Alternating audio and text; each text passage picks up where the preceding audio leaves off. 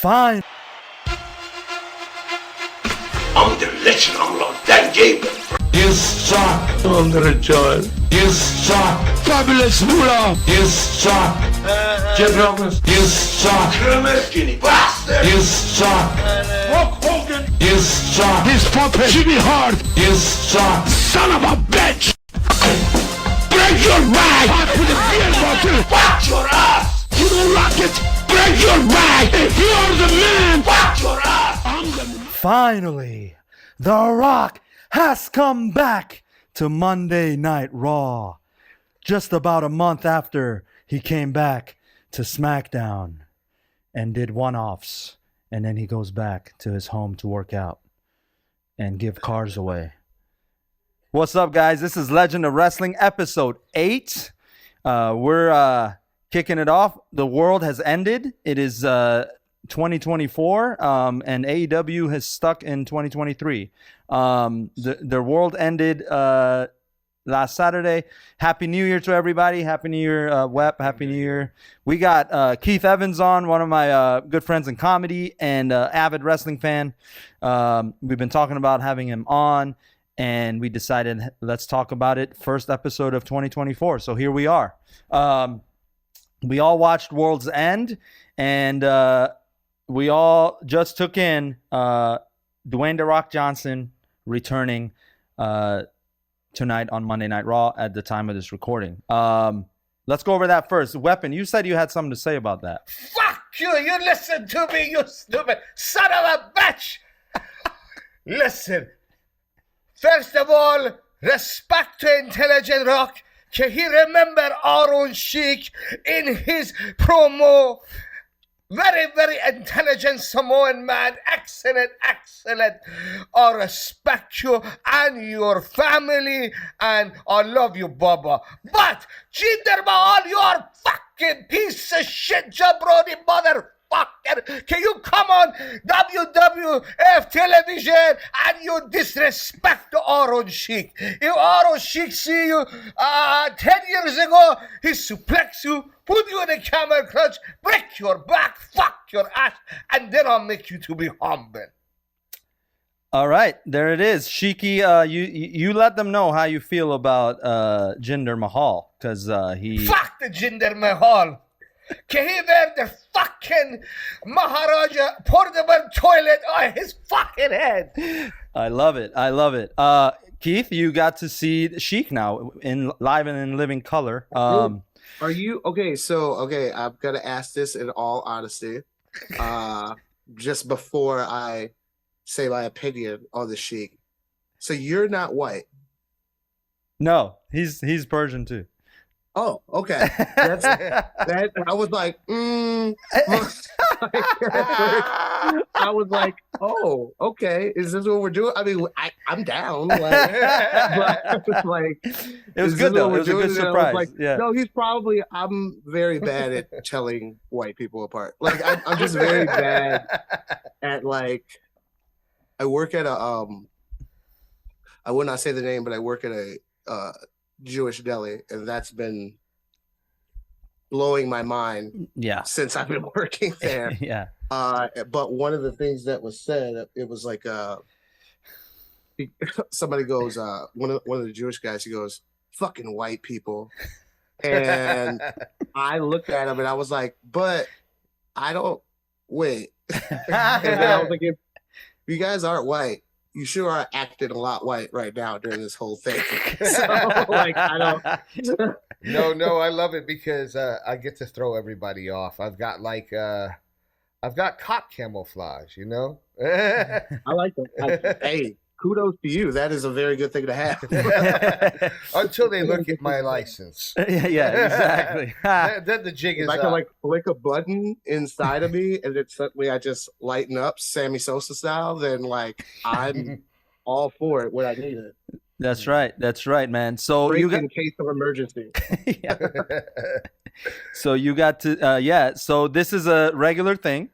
We get Sheik appearances here and there when we least expect it. Which I love the Iron Sheik, by the way. Like, I've been following his Twitter for a long time. Absolutely. Living legend. Me and my best friend Jake joke about his erect penis when he has Hulk Hogan in the.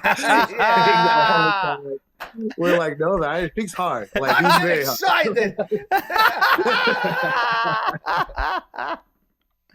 Oh my god. He just had his 40-year anniversary of winning the WWE Championship. Like I think it was like 4 or 5 days ago. Yeah. They need Yeah. to bring him back on a Legends night before he passes. Oh, he passed. sure. Fast. Oh yeah, did he pass? Yeah, When yeah. did He pass? what? Yeah, he passed last year. Yeah. was and- it last year? Yeah. Yeah. Well, now last Oh, year. Yeah. yeah. But yeah. I was very busy. Sorry. Like, I was very busy. You're good, man. You're good. No, it's Now I'm sad. oh no, I'm no, just no, learning don't the be news in real time. Now I'm like, oh. That's why we keep him alive on the show. Yeah, exactly. At random times, he when I go bipolar, he comes out. California. But all right. we actually we were planning on starting this podcast, Legend of Wrestling podcast, to just to honor the Sheik. Like that was the inception of the idea, and then he actually passed away, and then we got together like we got to start this podcast. Like that's kind of how this whole thing came about. Yeah, Nice. yeah. So Very nice. Sheiky baby, he's humbling jabronis right now in the next world. Oh yeah. Yeah. And he's fine dining right now with some of the great legends that are already up there. But yeah, man. So Not Chris Benoit, though. say what? Not Chris Benoit though. They're Not different Chris. people. We talked about Chris Benoit. He has a whole thing, right? Like right after it happened, there's like a whole video of him, Honky Tonk, and New Jack. and New Jack. They're sitting in a hotel room or some sort of house. He's doing a shoot That is interview. a And they're wild drunk. group of guys in one room. They're smoking marijuana and they're drinking and they're giving their thoughts. I am anti honky tonk man. Okay. I was just about to call him honky man. That was about to be a slip, so I apologize for that. But I am anti honky tonk man only based on Ric Flair's opinion of honky tonk man. Oh, really? What's his opinion? Ric Flair does not like honky tonk man. Okay. He talks shit about him all the time. A lot of guys do. Like, I mean, I don't know him personally, obviously, but I mean, he I've never taken him seriously, Yeah. like ever. Yeah. So He's Jerry the King Lawler's cousin. We He's found. out. actually his blood cousin. Yeah. Really? Yeah. Ooh, you don't want to know my opinions about Jerry the King Lawler. Okay, good. I like this. This is what we want to hear, actually. Actually, Yeah. I wasn't hearing it at all. Yeah, let us have it. Okay, Man. first of all, I think Jerry the King Lawler was always one of the worst people on commentary. Wow. I never enjoyed it. All that 14-year-old kids, puppies bullshit. Like, fuck that. Yeah. Like, even when I was 14 watching it, didn't like it. I thought it was goofy. Yeah. Then also the underage girls that he's had sex with. I'm just like, you know what? Fuck, yeah. Also, he's one of the most, I feel like, in my opinion, one of the most overrated wrestlers in the history of wrestling. Dang. Like, yeah, you were champion at your dad's promotion a bunch. And then Mm. you came to the WWE, didn't really do anything spectacular. I mean, Brett put him over. He's got that stupid jacket, that stupid crown. I just don't like. I just don't like Jared. Did you like the angle with Kaufman and him with the whole like he would beat up girls and then I thought that was like at the time when it happened, and I didn't have my hate for Jerry the King Lawler, yeah. but it was more for Andy Kaufman. Right. Andy Kaufman was like the star of that whole Sure. thing. Why do you think they love him so much in Memphis? Because it's Tennessee. I don't know. Like, I mean, Yeah. I'm sure there's a lot of things that they love in Tennessee that's like questionable. Have you been to Memphis, by the way? Huh? Have you been to Memphis, by the way? I've never been to Memphis. Let me tell you something. I went there. The last time I went there was the pandemic. Mm. It was during the time of the pandemic, and they go so far as to have billboards promoting masks with Jerry the King Lawler on them. Really? Yeah, That is wild. they used to have a place in Memphis to eat called Lawler's Burgers, Oh wow. and it's closed now though. Okay. So I'm sure you're happy to hear that. But he still does have his bar. So I'm sure. Remember that stint on semi-recent WWE where Jerry King Lawler stopped wearing his outfit and we're wearing these weird Ed Hardy Yes. Jerry the King Lawler shirts? Yeah. Yeah. Yeah. I remember that. Just added to my theory. Like I was like, nah, man. I was like, I just don't. And he's always like, now, like I'll watch like old WWE stuff and I'll be like, every time, like I'll be like enjoying the match and Jerry the King Lawler will say something. I'm like, shut the fuck up.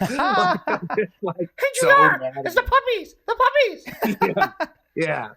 Or even like, I can't believe he got out of that. I was like, you've been in the business for 50 fucking years. You can't believe that this person got out of this. Oh, shut up. Like, so now there was a Stu Hart jokes. Oh, yep. Oh, yeah. Yeah. He always has hacky jokes and he's always got to get his hacky jokes in. Like I'd be so pissed if Jerry the King Lawler was one of those wrestlers that did comedy. Yeah. I'd be mad. I'd be infuriated. Yes. Listen, I bet you really enjoyed it like how I enjoyed it when ECW 97, 98 and they did that stint before they were actually bought by WWE. And Paul Heyman came in and he let Lawler have it. Remember that? Mm-hmm. Remember that promo? Yep. I bet you enjoyed that. Yeah. I was gonna say, yeah. Here's what's better than that. When remember Jerry King Lawler had the heart attack? Yeah. On Raw. Yeah, I saw and that. then Punk made fun of him about it when Punk was doing his long heel run with the belt. Yeah. Like I love that too. Damn, you got real hate for that guy. That's great. I love that too. Well, I guess it's only apropos then we let Iron Sheik tell us how he feels about Jerry the King Lawler. Fuck the Burger King! Yeah, you are just a punk piece of shit motherfucker. Can you go work in a restaurant and make a French fries? You are not a wrestler. You are not shooter like a champion. You are just a fucking punk work at the fast food restaurant. Yeah, there you go. Hell yeah, that's it. Iron Sheik. Iron Sheik. Iron Sheik. I'll break your fucking son's back, Brian Christopher. Yeah, because you guys are up there right now. Oh, I don't know if he's up there, but you're up there. Yeah, I don't know if he's up there. Yeah. Oh man. Cool. That's the best intro we've had.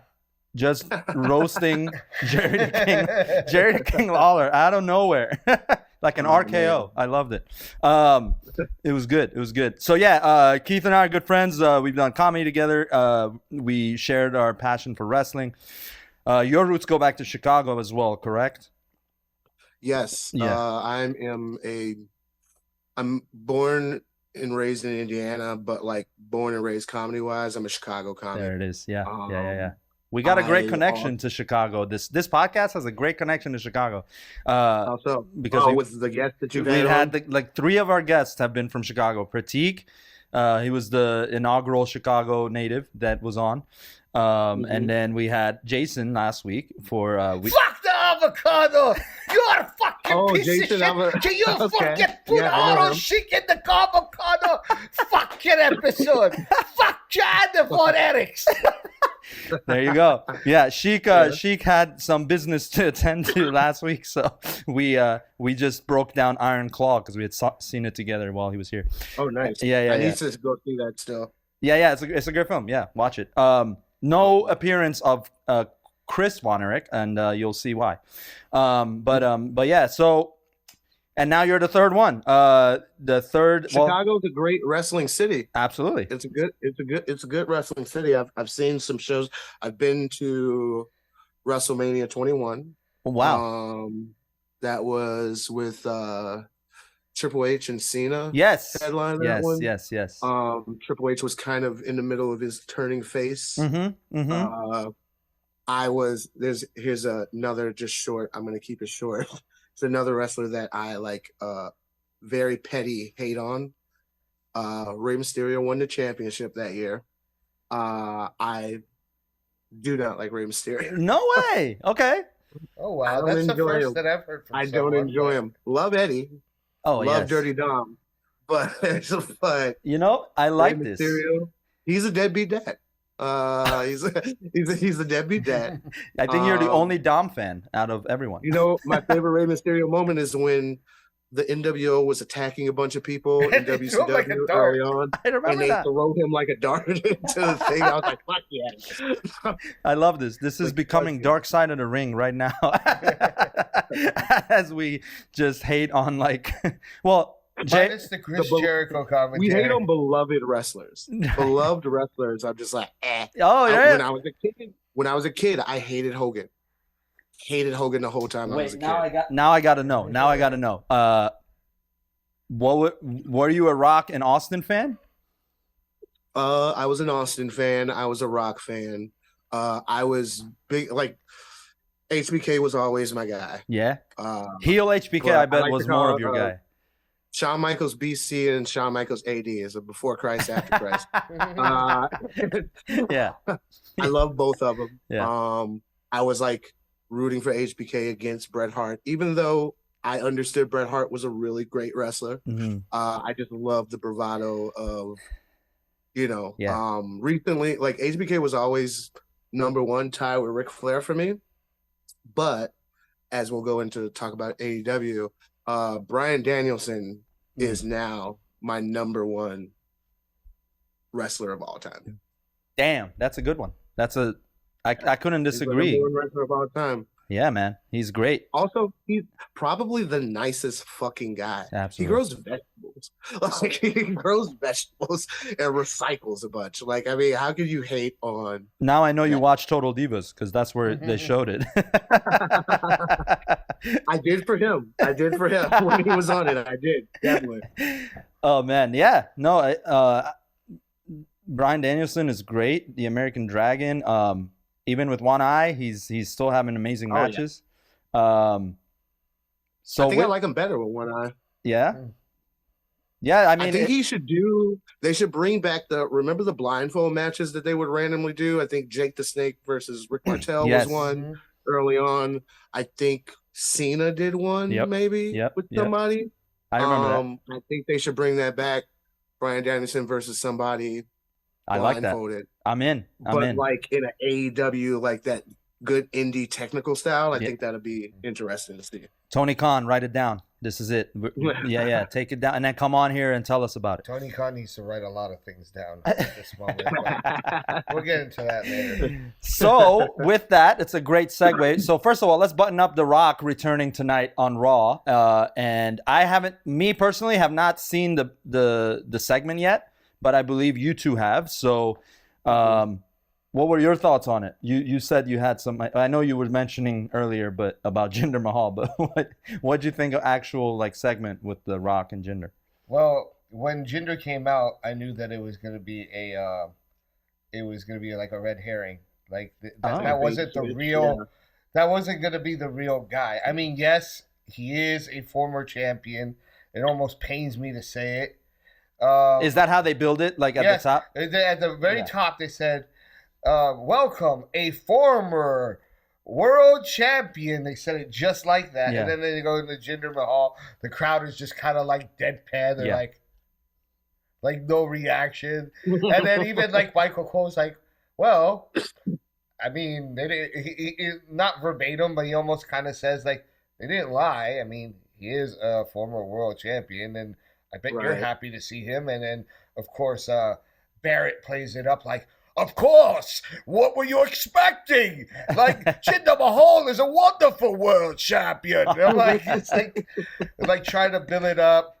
Goes into his little shtick about how there's no unity, doing the usual foreigner heel thing, talking his USA mess, and then The Rock shows up. There it is.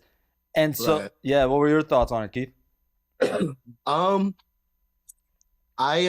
Well, to talk about I wasn't sure if they ever how they worded it until I watched the segment. Okay. I wasn't sure if they worded it world champion or just former champion, because for a while I thought it might be Andrade, which I guess we can get into that later Yeah, too. yeah. Like because he like finished up his business or whatever and blah blah blah blah. But I was like, probably not. It's probably a world champion. I don't know who it's gonna be. Yeah. I mean, The Rock is always a good choice. People are gonna pop for it. I think The Rock is a little stale right now. I think he like relies on. I mean, he did the same verbatim thing with Jinder Mahal that he did with Austin Theory. Yes. He showed up like he calls him some hacky name, and then he gets the crowd to say both sides back and forth. Does people elbow? Very basic. Same thing he's been doing since John Cena. Right. Yeah. So there was no story written. It was just a one-off. There was no story written until he said the thing at the, well, I guess, I mean, do you say it. No, spoil it. Okay. I want to react organically. Yeah. So he said the thing at the end, he does people's elbow, and then he says, it was so stupid the way he went into it. He was like, The Rock he was is like, hungry. After that ass kicking, The Rock is hungry. And The Rock wants to eat, which I thought he was going to bring up something about pie or something like that when he said that. And then he was like, The Rock's going to go to a restaurant. Should he sit in a booth? Should he sit in a bar? Or should he sit at the head of the table? Which I'm like, well, if you're going by yourself, like, I mean, you're going to be at the head of the table, I guess. I don't know. But you can sit at the head of the table and not even leave your home. You know, you already do that. It's kind of like a corny way to go into it. Yeah. And then also Jinder Mahal. That's why I went to the little shtick I did. Jinder Mahal went to this thing where he was like, I'm not the Iron Sheik or whatever. And then The Rock came out and put him in his place. He's like, you're right. You're not the Iron Sheik. Because if the Iron Sheik were here, he would be saying, Rock Bubba, who is this jabroni son of a bitch bastard? I love it. Yeah, I know Rock was, he was like essentially raised by the Sheik. So he like looked up to the Sheik. He got a lot of his catch. Did you guys watch The Rock, Young Rock? Yeah, I've seen a couple of seasons. I haven't. I need to catch up. So he's hinting at. It's a fun show. It is a good show. Yeah, it's a great fun show. I enjoyed it. Absolutely, yeah. So it's funny because he's hinting obviously at Roman Reigns. So my thing is so Weapon, myself, and Pratik actually have had this ongoing dialogue about what's the storyline going into WrestleMania. So like, what is going to happen with his opponent? We've put a few names out there as a formidable opponent, and my thing is formidable opponent for The Rock for Roman. No, Rock was an option. Okay. Rock was an option. Right. Right. And we were saying my thoughts on this was, first of all, Roman is going to drop the belts at WrestleMania 40. I think. Don't be so sure. Don't be so sure. You know that's fair. We thought that last year. Like we knew it. We knew it was happening last year, and it did not. Right. And it was just like, what? Like so.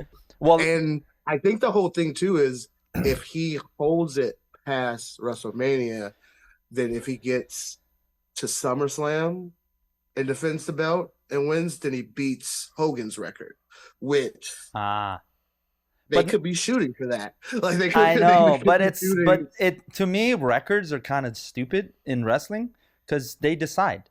Like it's not like they are right, but that's what they've been pushing. Yeah, this past few years, like that's with not only him, with Gunther and with they just got to get the most out of their bucks with this run that they've had with Roman, and I feel like from like shortly after 39.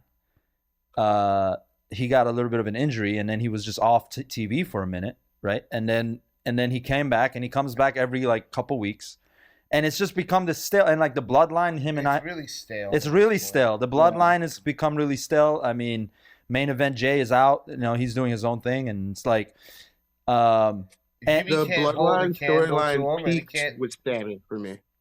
What happened? I said the Bloodline storyline peaked with Sammy. For Absolutely. me. Absolutely. That was the highest it could go. Yes. It And should have been then- done last year at WrestleMania, to be honest with you. Mhm. But since they extended it, Yeah. they had an opportunity to capitalize at SummerSlam, Mm-hmm. and they dropped the ball on that too. I think it's just now there's very little that they can do with Roman because they've literally fed him everybody they could possibly feed him. And even at this point, like when you're talking about debating like somebody like The Rock, Yeah. well, The Rock's not at the company long term. Why would you like do what Vince usually does and have him lose to like a part timer for a bit? Well, listen, we say that, but it's literally happened with The Rock before. He beat Punk. He ended Punk's reign, and then Punk went into his program with Taker, and then he left the company and Royal Rumble. I mean, The And then Rock what- was what do you- transitional. He only held the thing for like 2 months. That's fair. But I'm saying there's nothing. I mean, that's not out of the. It's not out of realms the question. Yeah, But yeah. I'm saying what, in the context of like setting a new precedent and being in this new era where Triple H is kind of at control of the helm Yeah. and trying to, basically set his own lane. Yes. Like, what purpose does it serve to copy Vince? Oh, of course. Yeah. Like True. that's True. that's one of the reasons why the Roman Reigns era has lasted so long, because with Vince he had the Bruno and he had the Hogan, and those were like his legacy champions, and he had Backlund True. too. Like I mean, Yeah. even though that's a carryover from his father, those two were kind of carryovers from their father. It's like each of them had their like legacy champion Absolutely. that lasted for a while, and then everybody kind of within that generational influx of talent followed up on that. Roman is supposed to serve as Tripp's generational, and as far as like Right. the Intercontinental, so is Gunther. Yes. So this is exactly why I was thinking this. Obviously, Rock is teasing that he's going to be there. So if they follow through with that, that's fine. But I've been strongly supportive of Damian Priest cashing in at Mania and on Roman. On that match. Whatever they do, I think whoever is his opponent doesn't ultimately matter because Well, I I think if you go with that idea, which I don't hate that idea, then I feel like it would benefit the story for Cody to beat Roman and then Damian Priest immediately cash in on him. So like okay. Cody gets the win, but now everything is messed up for him. He's got more adversity or whatever Yeah. said, He completes his story, but then he has a new story right after he gets robbed. Right. Kind of like Right. Rated R Superstar. What happened to him? Right. Now, if you put The yeah. Rock in put The Rock in Elimination Chamber, I'm okay with that. That way, number one, he doesn't have to wrestle a whole match, just him and somebody else. Yeah. It's Elimination Chamber. You can make it where it's like it's all these different guys. There's him, Randy Orton, LA Knight, AJ Styles, Roman Reigns, and then somebody else. CM, And maybe then, Punk. Yeah. Have him, The Rock, go to the end, make it seem close, but then Roman wins, and then goes on to WrestleMania, faces Cody. Damian Priest cashes in. Boom. So my only thing about that is that's diminishing Cody 2 years in a row that people are behind for him to win this shit. But at least he won it. Like, at least this time he wins it. Yeah. But And then, like Yeah. you said, he has because I mean, come on, like if Damian Priest will hold it, but I mean, eventually if they do like a 3-match arc or whatever, Yeah. Cody will win it back. Sure. Okay. And then he'll be 2-time champion at that point. To start a program. then- Yeah. So Yeah. the Money in the Bank case protects him, Right. because what ultimately happens is he won a straight up one-on-one match. He got put over Roman, but he's so tired and beaten up that if Damian Priest were to cash in, it protects him. It's not he didn't lose. He didn't lose clean, Mm-hmm. or even if it's clean, it's because he's not in any shape to defend it. Yeah. So Yep. Right. I don't know. I think that's the best way to do it, but who knows? We'll see. I The think. Rock will win a championship and then Yeah. be there part-time as well. And then, I don't know. And then there's the other side of it, right? The Royal Rumble winner and who he goes after. I think before you get into the Royal Rumble, I think the best scenario would be if Cody were to complete the story, that The Rock has something to do with it. Like he interjects because he feels that like the family no longer needs that head of the table. That sets up a program for a one-off after WrestleMania with The Rock and Roman. It still continues, and it still allows them to move forward with a Priest and Cody Rhodes angle. And you've written 2 matches in there. Yeah. I'm True. into that. I dig that. It's intriguing for sure. I mean, it's got us talking about it, this far ahead of Mania. So I mean, that's how The Miz maintained, right? yeah, I mean, The Rock got involved, and John Cena lost. that's right. That's 100%. True. And then and then on the Royal Rumble side, Punk has already said he's in it, and he's gonna. Cody's also said he's in it. So I think it makes sense if with this story angle that Punk wins the Rumble, goes after Seth because they got their rivalry. So then I guess that culminating at Mania. We'll see. I just don't. I don't like. So the way your unique opinion on Rey Mysterio is how I feel about Seth. I don't care for Seth. Okay. I don't like the persona. My favorite Seth, if I had to choose one, was turning on Shield Seth. That was the best Seth Rollins I could. Yeah, that was probably the best Seth. Yeah, I think the Seth that remember when he had that religion or whatever.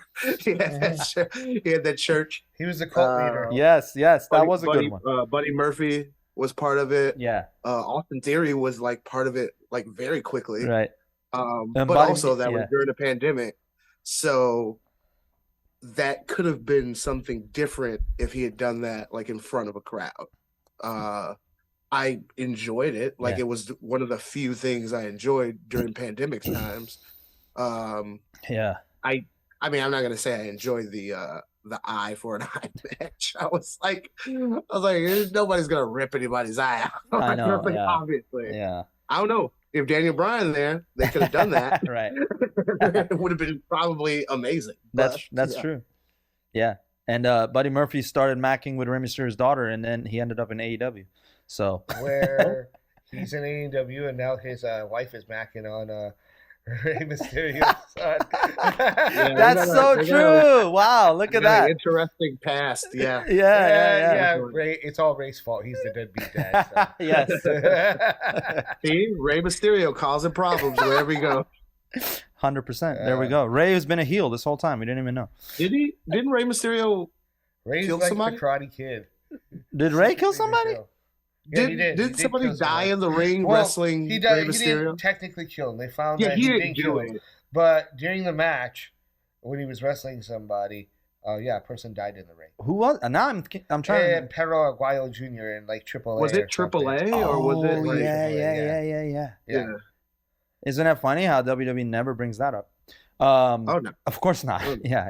Of course not, or else he would be like the Benoit. It's so funny if Dominic brought that up in a promo. Listen, I would have lost my shit. I need Dom is getting the heat. He should if Paige was able to bring up Reed Flair. Yes. Which obviously they cut that in because I think Ric Flair got involved with that and he wasn't a fan of that. But anyway, yeah. I want Dom to really assume this position of heel. Like right now, he's bitching about the booze, but he should embrace it. Kind of like Christian Cage is doing in AEW. Like he should grow a beard. Oh yeah, I don't even think Ray can grow a beard, but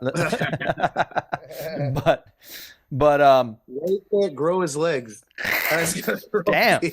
Hell yeah, let's go. King, all right. Rey Mysterio versus Keith Evans, roast battle, Southern California. Let's go. I'll take the L. I'll take the L. Like I'll put him over because that's what the fans want. That'll make it for a good show. But I'm gonna Yeah, I'm gonna get in there. That's Yeah. yeah, dummy. Yeah. All right, here we go. Mhm. AEW Worlds End. Let's get into it. And by the way, like and subscribe to this podcast on YouTube and anywhere you take in your podcast. And comment. Let us know what you think with the Rock angle and how it's going to culminate and where it'll culminate. Is it Elimination Chamber? Is it Mania? Is it what's going to be this stipulation? Is it in the final Fast and Furious movie? There is no final Fast and Furious movie. There's never a final Fast and Furious movie. It will always be. Yeah. It will always be. 100%. So yeah, subscribe and so yeah, here we go. AEW Worlds End. Just talking about it as a whole, I think it did well. I think it did. They definitely pulled on some of my heartstrings at some points of that pay-per-view, especially during the Adam Copeland Christian Cage match. I thought that stole the show. I thought that was the best match, in my humble opinion. But overall, I thought it wasn't their best pay-per-view they've had, but I think it was the best way they could have ended the year with their company. I can tell you and I are going to have some differing opinions. All right, that's why this podcast works, because we don't agree on things. But Keith, what's your overall opinion?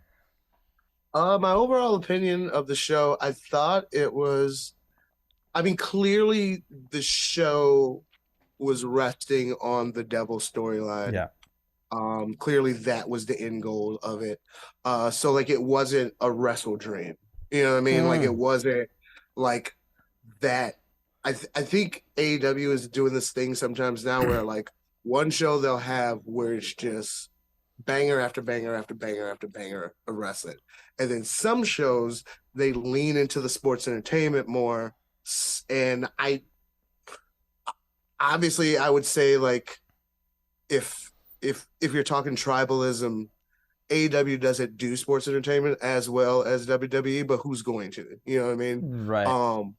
So I prefer it when their pay-per-views are all out, Wrestle Dream, all in, like that sort of, you know, indie just wrestling feel to it. Yeah. Because that's what makes them the alternative. Yeah. I feel like. But as far as like telling a story, like, and I mean, I know we'll get into it. I think me and you talked about this before. What happened at the end, that's not what I wanted to happen because it was the most obvious choice. Yeah. I thought the way they presented it was good, but I thought that how long it took to get to this overshadowed how good they presented it. You know what I mean? I agree. Yeah. What about you? What do you think? You know what I'm like? I just feel like, you know, I mean, obviously, spoiler alert, like, you know, Adam Cole's. Adam Cole, baby. Yeah, everyone's seen it by now. But yeah. I called it. The way they did that, like one moment when the lights go out and blah, blah, blah. Yeah. He's revealed at it. That was cool. Yeah. But still, like, everything kind of leading up to it, how the story kind of dragged a little bit. You know, I felt that way. You know, my choice for the Devil was Matt Cardona. Right. I thought right. the New York crowd would have lost their shit. It was Matt Cardona. I agree. And I thought that would have been like a good thing, like, oh, the other Long Island guy. Yeah. And, you know, like doing that whole thing with him and MJF, I thought that would have been cool. Mm-hmm. And with Matt Cardona, it could have still been Roddy and Wardlow and the Kingdom. Like, but Matt Cardona being it, like, I feel like it would have went. And then, you know, if he gets in AEW, then he's got a program waiting for him with Edge eventually. Yeah. You know, like but I don't know. Yeah. I'd give the pay-per-view overall a 3.5, maybe 3.5 out of or 3 out of 5. Out of 5. Okay. Yeah. 3.5 So like out of 5. a strong C. Yeah. Strong C, real low B. Yeah. I Yeah. thought that we'll get into it. I thought the Swerve match. That was also, yeah. Here's my thing about that. If we want to talk about that right now.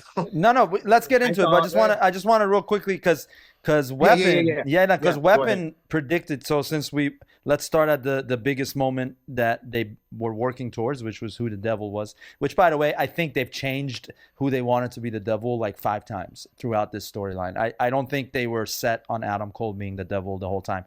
The reason for that is because he got hurt, and I think when they were tag teaming and they were getting the fans' approvals, I think they were going to continue that run.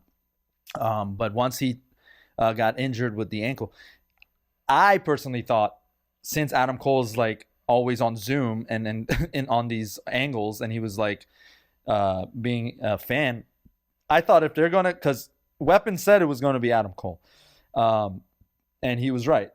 However, I was saying it should be Britt Baker. I think I told you. I was like, that. Oh, yeah. I thought that would have been another angle that would have made sense, right? It's like, because Britt's been off TV. She's not injured. She's just helped taking care of Adam. But for her to come in and be the Devil, no one would have expected that, I feel. And I just thought it would have made sense storyline-wise. Just like Cardona would have made sense, too, because of the Long Island connection. But I feel like they didn't go with Cardona because that would have only been hot for New York and where the pay-per-view was. I feel like maybe unless they built him properly as a heel. I mean, is it Eddie Kingston winning only hot for New York? like what? Like, Well, that's fair. Like, That's problem fair. with Cardona is Cardona doesn't have a lot of good. It doesn't have a lot of good. I don't want to say energy, but more like I don't want to say reputation, because he is, well liked among wrestlers. But Matt Cardona was basically, to put it in simple terms, was responsible for the fiasco about why like NWA couldn't land a TV deal. He's involved with that disaster of a pay-per-view, and he wasn't well received at that pay-per-view either. Yeah. So I have a feeling that because of those receptions, that they didn't want to move forward with somebody with at this point has kind of a lack of a buzz at this point.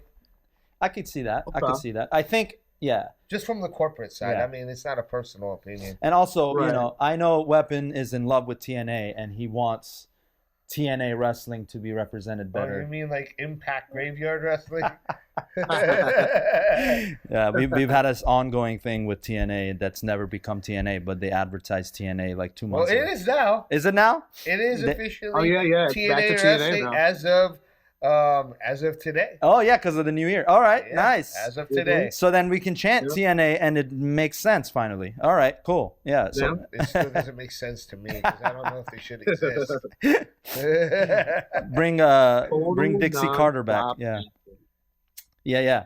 So yeah, okay. So Cardona, I see both takes on that. And then you talk about Eddie Kingston winning, but Eddie Kingston winning, I feel like that was more him paying. I mean, that's I exaggerated that because Eddie, like a lot of people do like Eddie Kingston. Yeah. I have grown to like Eddie Kingston. I used to like during his Shakara days and all that. I was like, fuck Eddie Kingston. But I've grown to respect him. Yeah. And like just like his emulation of a lot of the like Japanese style that I enjoy. Yeah.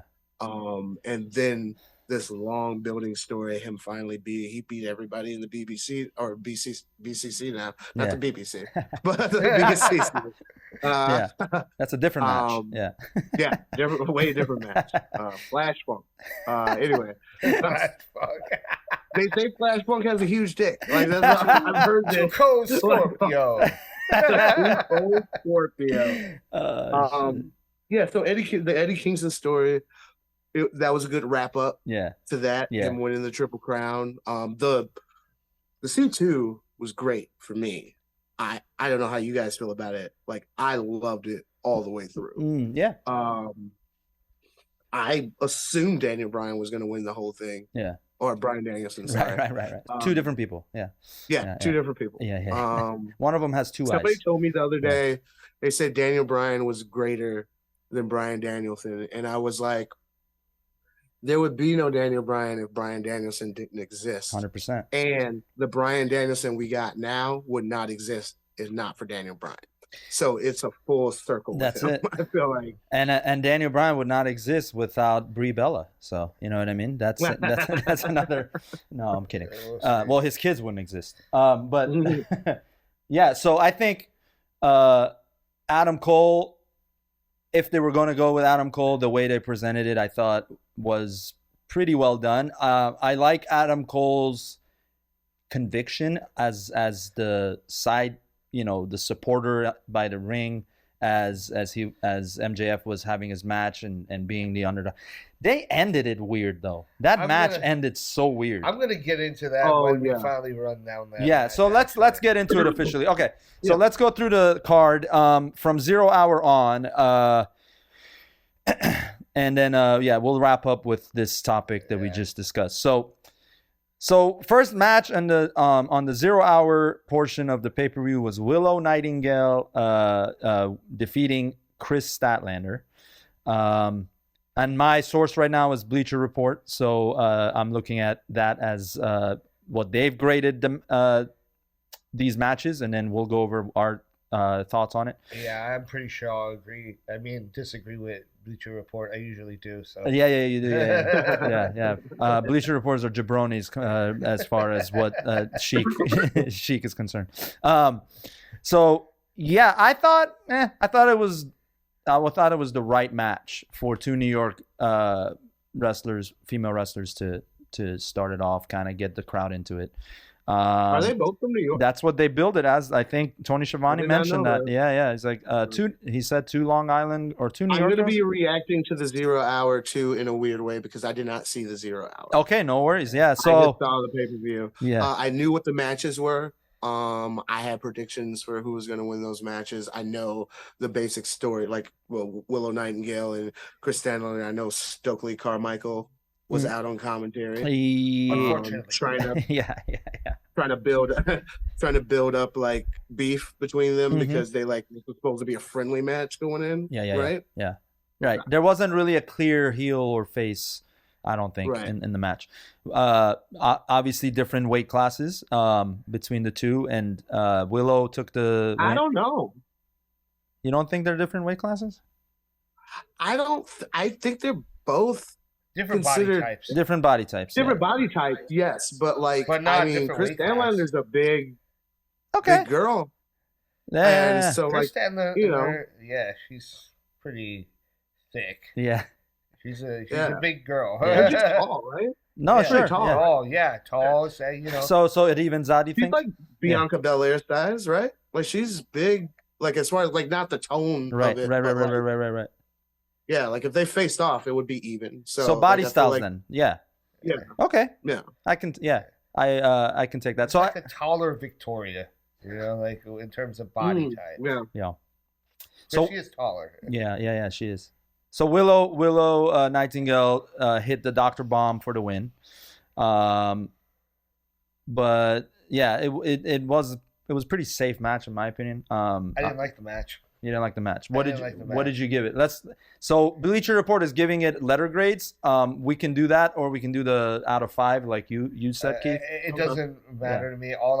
But I'll give you my analysis. Let's do it here because I watched the match. Yeah. Okay, so this match had probably at least 4 botched moves, and really terribly botched moves. I remember one. Yeah. Yeah. One that I actually was genuinely concerned for Chris Statlander because it looked like Willow nearly dropped her on her freaking head. I saw that. Yeah. It kind of resembled like Big Show and Kevin Nash, the way that she landed on her head. Fortunately, nobody got hurt. I'm sorry, what did you ask? Well, I'm sorry. I was asking what was the move? What? It was a variation of a powerbomb. Oh, Not okay. like obviously not the jackknife powerbomb like in the Kevin Nash Right. situation. It was more of like a sit down, but her grip slipped. Yeah. It clearly Oh. slipped, and Ugh. that was like one of the major ones. But there is at least this match was Botch Mania. If you really watched it and you know what you're looking for, it kind of belongs in one of those Botch Mania reels they got on YouTube. As far as storyline is concerned, nobody really cares about the storylines that take place in Dark, and no one follows them. 0 hour. 0 hour. No, 0 hour because that's the extension. Yeah, of it. yeah. It's like Yeah.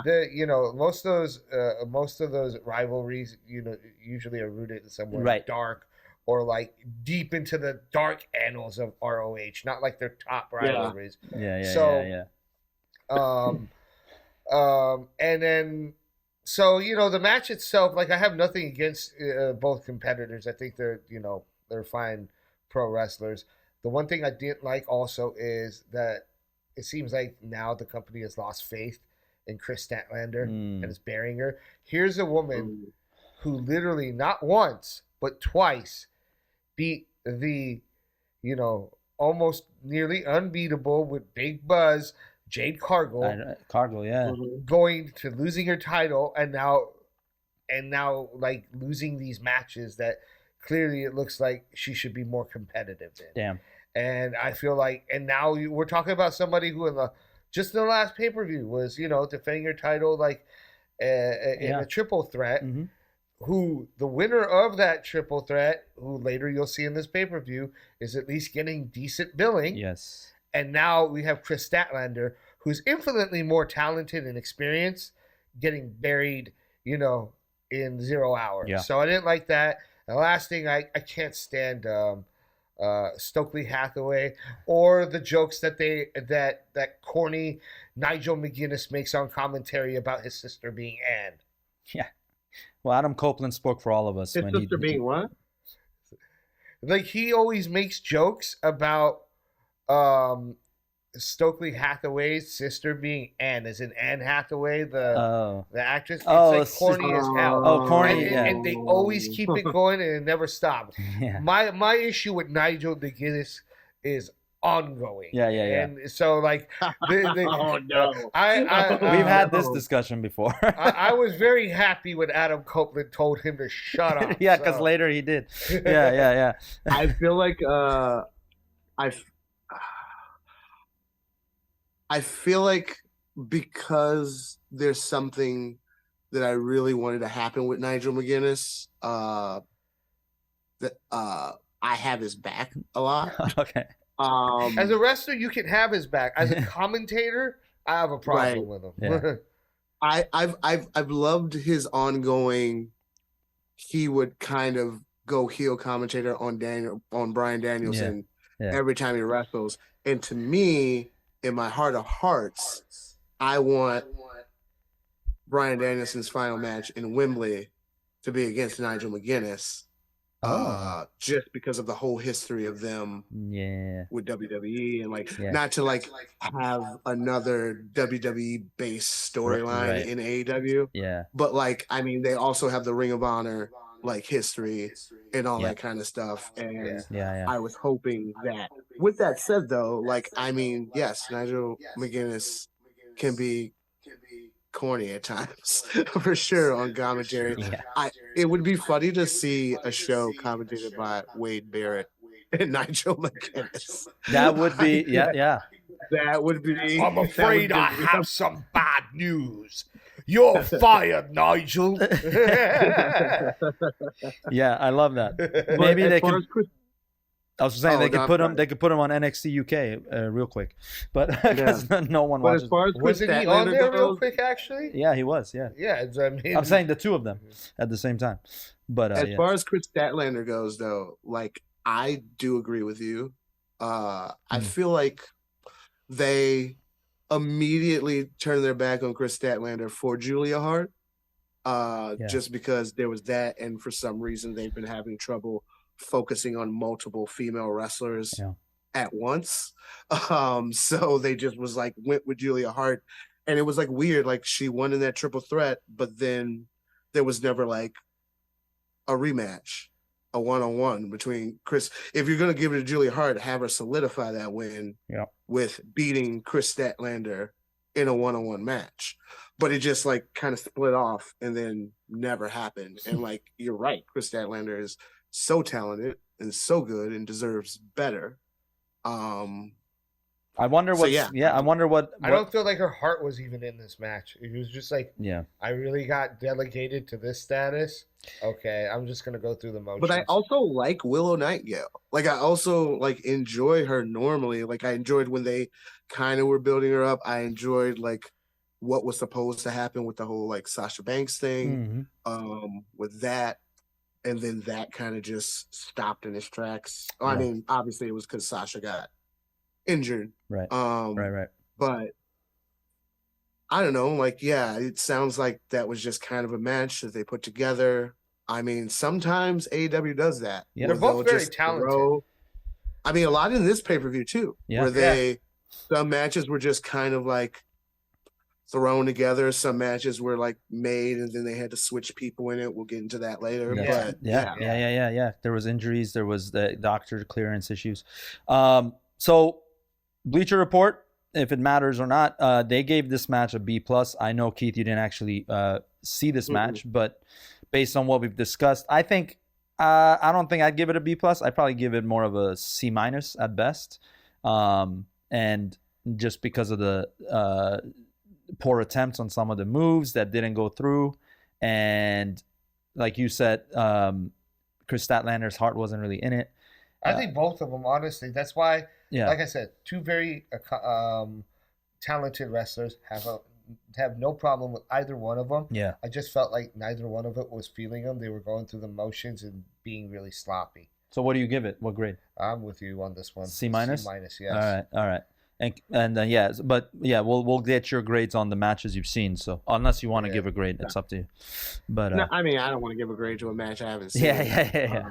I think the fact but I mean, from what I hear, not great. Right. Like, from what I've heard, not great. I think the fact that I'm not as mad as putting Chris Statlander on this first match in 0 Hour. I think the fact that they had her take the L, I think there might be some other backstage potential issues that we haven't been previewed to. There's backstage issues in AEW? What?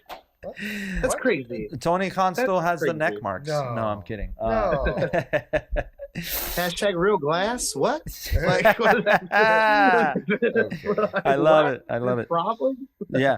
Who was it who said yeah, we'll get into it. Let's keep going. They have to take out all their backstage issues in this next one, in the 20-man battle royal. Oh man, so the 20-man battle royal, I feel like this was put together. This was the next match, and this actually had the results of this match being that Kill Switch defeated the 19 other competitors, and he held the contract for anywhere, anytime. Basically, it's their version of Money in the Bank. Money in the Bank. Yeah. Right. Yeah.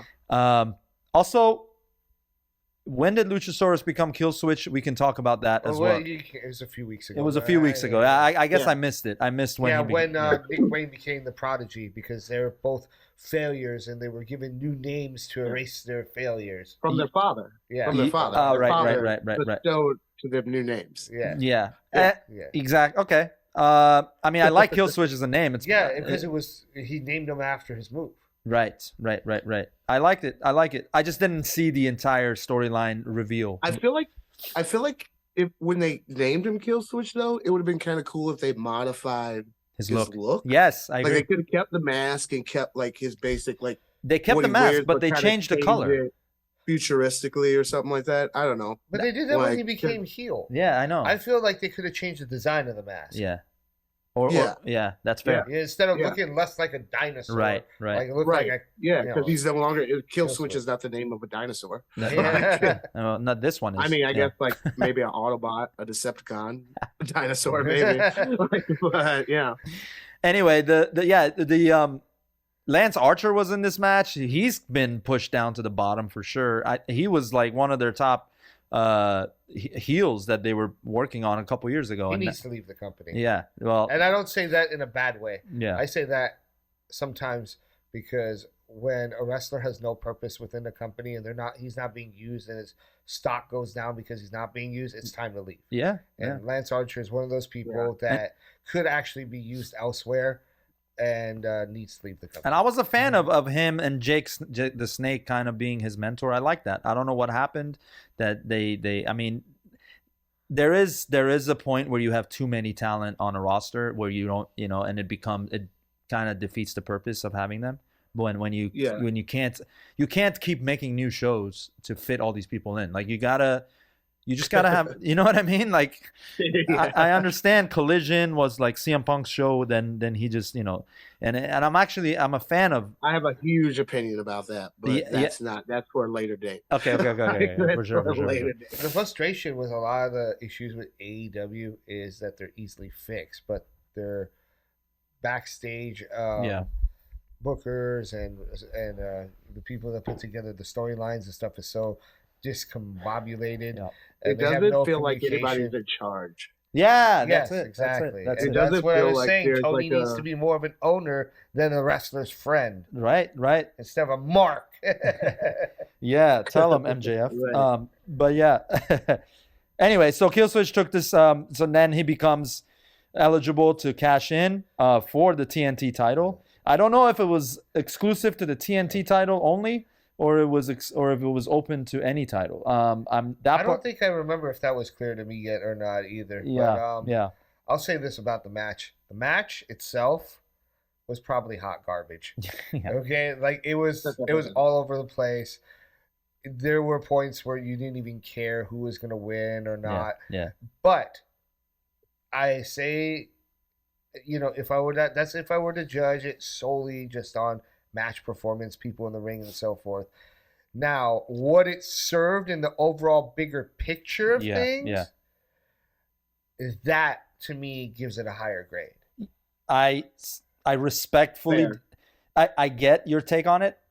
I just respectfully disagree that if they were going to do that, I feel like they rushed it, and it was like a storyline they needed to reveal quick so that it could come back later in the future match. Well, there's a purpose to this. They wanted the whole point, and we'll get to that match just shortly. Yeah. But the short version of it is Adam Copeland had to go over in this match. I know. But they couldn't end the storyline that is literally carrying the company so quickly. Yeah. So they needed to make him look strong. Well, at the same time, we were just talking about this with the WWE and what they would do with Priest and Cody. Yeah. They needed to extend this storyline a little longer because the Devil one is, transitioning. It's still there, but MJF may or may not be on screen for a while. Mm-hmm. So they need something that's going to push the company. Those are the two hottest storylines. So they needed that out in order to keep Copeland looking good, but at the same time, have it so they can extend towards another match. I get that. So with that said, Agreed. Keith, what did you get to see this battle royal? So I didn't see the match. I have watched a few reviews of the match. Okay. I know like what happened. I know it kind of started off with Killswitch and Lance Archer, and then everybody, they buried them, and then they came back. Yeah. I know there was a spot with Danhausen. Yep. That the crowd completely hated. Mm-hmm. I heard that, and then obviously Killswitch wins, and obviously I agree with the idea of the bigger picture. I feel like it probably could have been a match not on the 0 hour, maybe on the Dynamite before it. Yes. So that way it gives it that time to breathe, and like maybe even, I mean, I don't think. Agreed. I agree with you. I don't think. Yeah, I don't think anybody maybe even had that match in mind when the Christian and Edge match was going on. Yeah. But I feel like if you gave, like you said, if you gave that just a little more time to breathe instead of it being so sudden. And yeah, I don't know if it was strictly for the TNT title. I feel like it kind of better be for the sake of the story, because it's like, oh, if you had a chance to go for the world title, why would you give that up? Like, in the grand scheme of like kayfabe and like the whole thing of what wrestling is. Right. So there, when you're mentioning this, I am reminded of I can't remember who was announcing or who mentioned this on commentary, but once Killswitch won, it says Killswitch wins, and he was the only wrestler in this battle royal that had won the TNT title before, and he mentioned that now he's eligible to cash in to become a two-time or whatever number of times. Which again was a giveaway. Of course. They already gave it away if you were paying attention. Yes. Which Right. that's Yes. kind Right. of, I didn't like that part at all. Right. I agree with you. It should have been on a Dynamite, to be honest. And the Now stipulations that- of that contract should have been revealed more clearly. I'm just, Yeah. judging Yeah. it based on the fact that it did end up on this show, but Yeah. it probably should have ended up on a Dynamite. And Because if it was on a Dynamite, they could have built more tension between Christian and Killswitch about it. Yep. And then it maybe would have added to the long run of the story. it would have posed the question instead of making it so obvious. Right. Is he actually going to turn on Christian, or is he going to give it to him? Because remember, even even during the Nick Wayne segment a couple of weeks back, they did tease that tension when he almost refused to hit Mhm.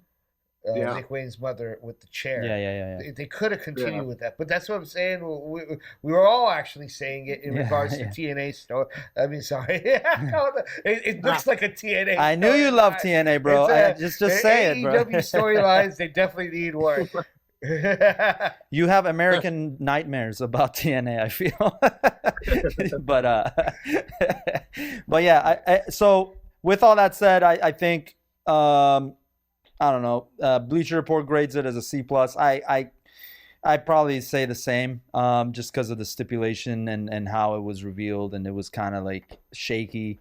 The overall picture, I'm gonna make this a two-part. The overall picture, I'll just give it a C minus.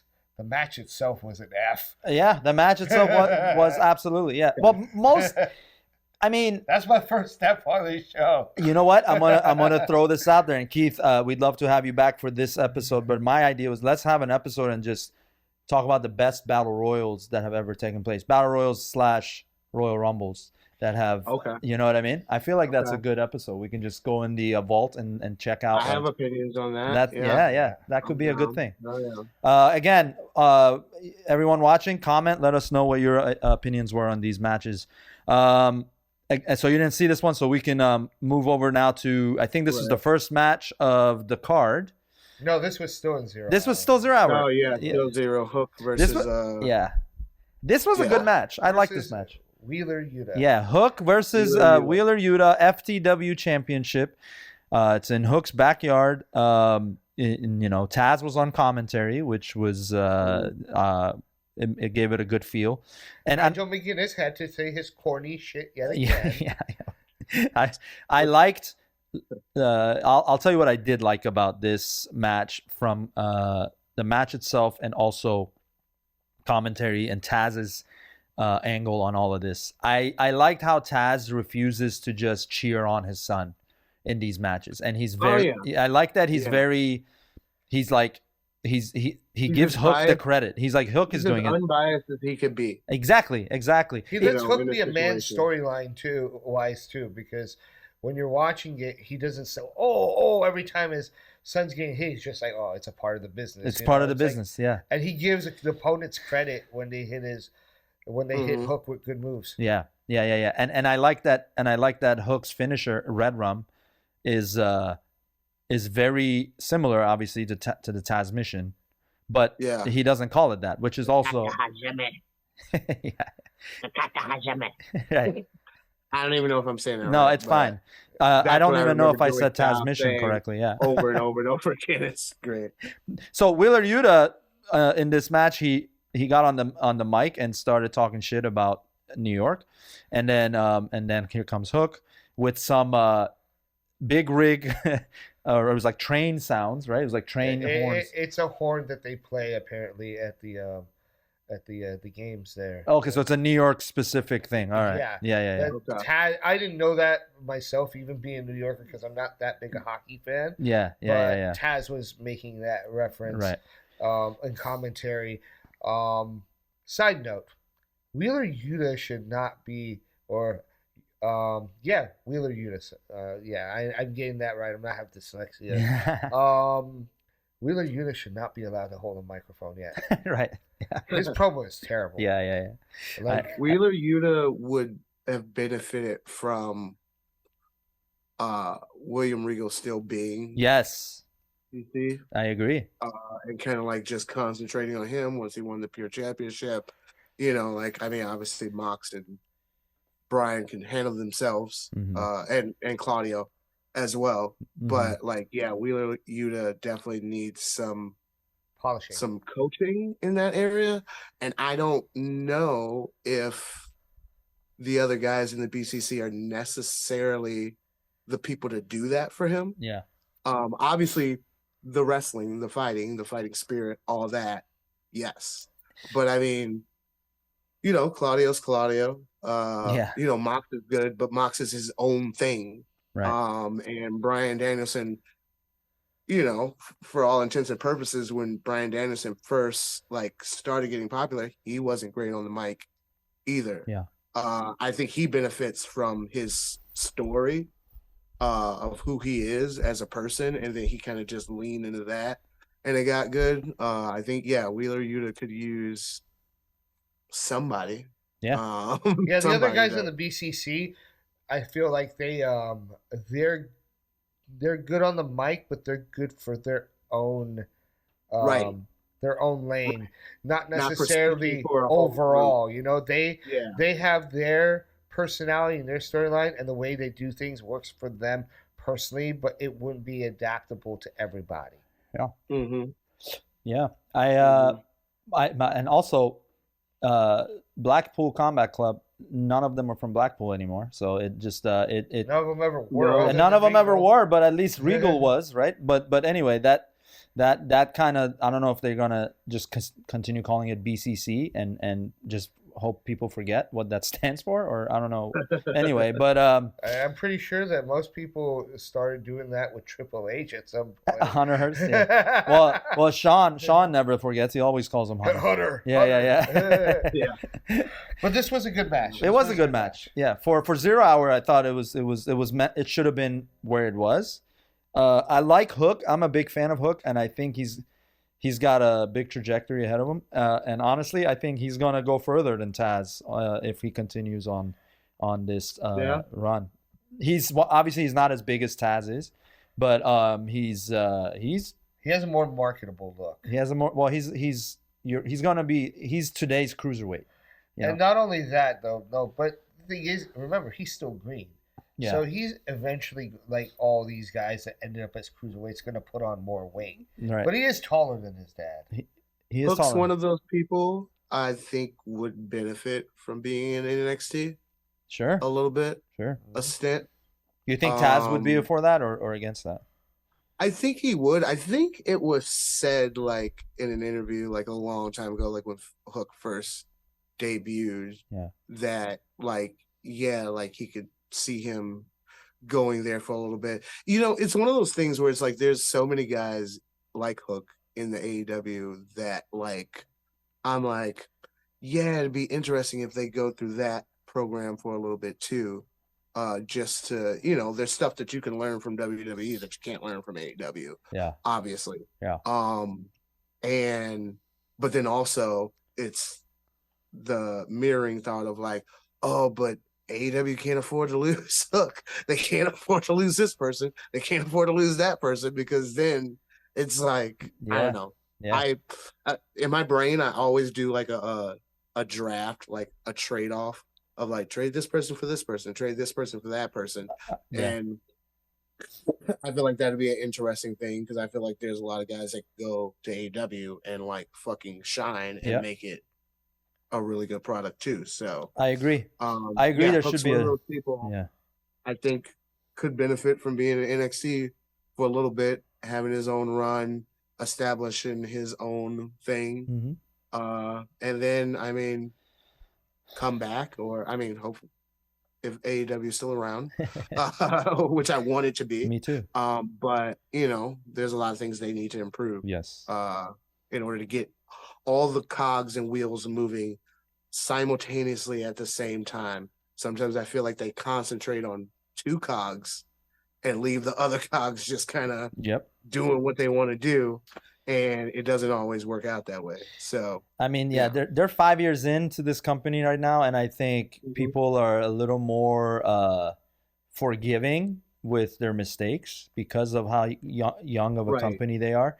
I'm okay with them letting them grow, and I think them having ROH right now kind of be essentially like their kind of where they send wrestlers. Their NXT, right? It's kind of their become, and that's sad because I love ROH as its own thing, but ROH, you know, right now it's not on the mainstream level right now as far as their storylines are. Push it that way. They don't push it that way either. If they would push it the way that NXT is pushed, it might have been a different story.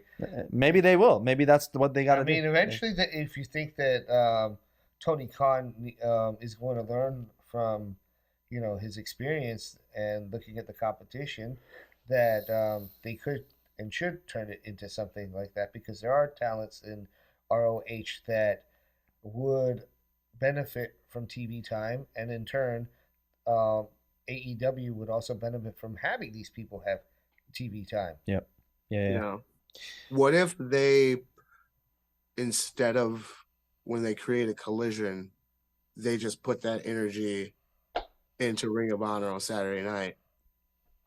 Who knows? The answer to that is CM Punk. But yeah, I think they needed a show for Punk. Yeah, but that's a whole other thing, and we've talked about this, but I think they can still do that. They can transition Collision to becoming that. There's no one's sitting here losing their breath over Collision becoming like the ROH show. Like, they haven't missed the train yet. It's still possible. Yeah. So let's hope they do it. Sure. Yeah. Also, on a side note, is Collision, because World's End was on Saturday, did Collision take place? I don't even know. I think they did, from what I read somewhere, that there was going to be a special episode of Collision on Thriller TV, but it was like more of a best of kind of show. Like it wasn't like an actual live taping or whatever. It's like back in the day when Raw would have like. Well, not even back in the day. They literally just did it on SmackDown. Yeah, they just did it on SmackDown. Did they? Right? Okay. Yeah. I missed SmackDown. So was it just like WWE? They got like the week of Christmas off and stuff. Like, yeah. Okay. All right. So anyway, I give this match a. Say what? I think good for them that they gave the wrestlers Christmas off. Right. That's definitely no, I agree. That's definitely a good move. So Hook wins with the red rum. There was one thing in this match I just want to mention before I give my grade, and that was that we were talking about Wheeler Yuta needing some more training. I feel like he kind of tried to get creative, but it was almost like he didn't commit fully, and he should have. But there was a moment in this match where he took Hook to the announcer's table and he bounced his head off the table, and what that caused was the little protector on top of it to hit Taz's drink to fall on him. And Wheeler Yuta looked at Taz and he's like, this is what I'm gonna do to your son, or some shit like that, right? And then Hook comes in and gets his revenge. But I feel like they could have had a bigger moment in that point of the match, but I don't think Taz was interested in it. So like Taz kind of just shut it down. He's like, hey, don't worry about me, worry about the match. And he shut it down. And I think that was an impromptu moment from Wheeler. You remember that? Yeah. So anyway, do you think Taz got another match in him? Even if it was just like a tag match or something like that. You know what? I think if that was going to happen, it should have happened with Aces and Eights, but it didn't. You know what I mean? And that was the best way to bring Taz back, because it was like their version of like ECW originals. But because I could see them doing Mox and Wheeler versus Taz and Hook. Like I could see them doing that. Do I want to see it? I don't know. I don't think so. But I could see them doing that just like as a one-off, little side storyline. I know that Taz. Also Moxley needs a vacation, so I think Moxley needs to leave for a while. I agree because he's been forced for the past 2 years to keep wrestling and keep going. If I could watch a senile Piper and Flair hold the tag team titles, then I can watch Taz for one-off match with Hook. I mean, if he can do it, more power to them. I would want to see it. I just think Taz has too many injuries that he hasn't. I remember I was a fan of Taz post wrestling when he was calling sports on his radio show, and before he came back to AEW, he was talking about it. Like he's like there was his co-host was asking him, "Would you ever wrestle?" And he's like, "I can't wrestle anymore." He's like he's got a nagging shoulder injury and all that. But Stone Cold, we thought would never come back, and he did. It's very nice for a wrestler in his position to admit that and stick to that. Yeah. Like, it's very nice. Well, I mean, he's got a whole new career with announcing. He created a whole new, and that is, and that's a testament to how talented he was.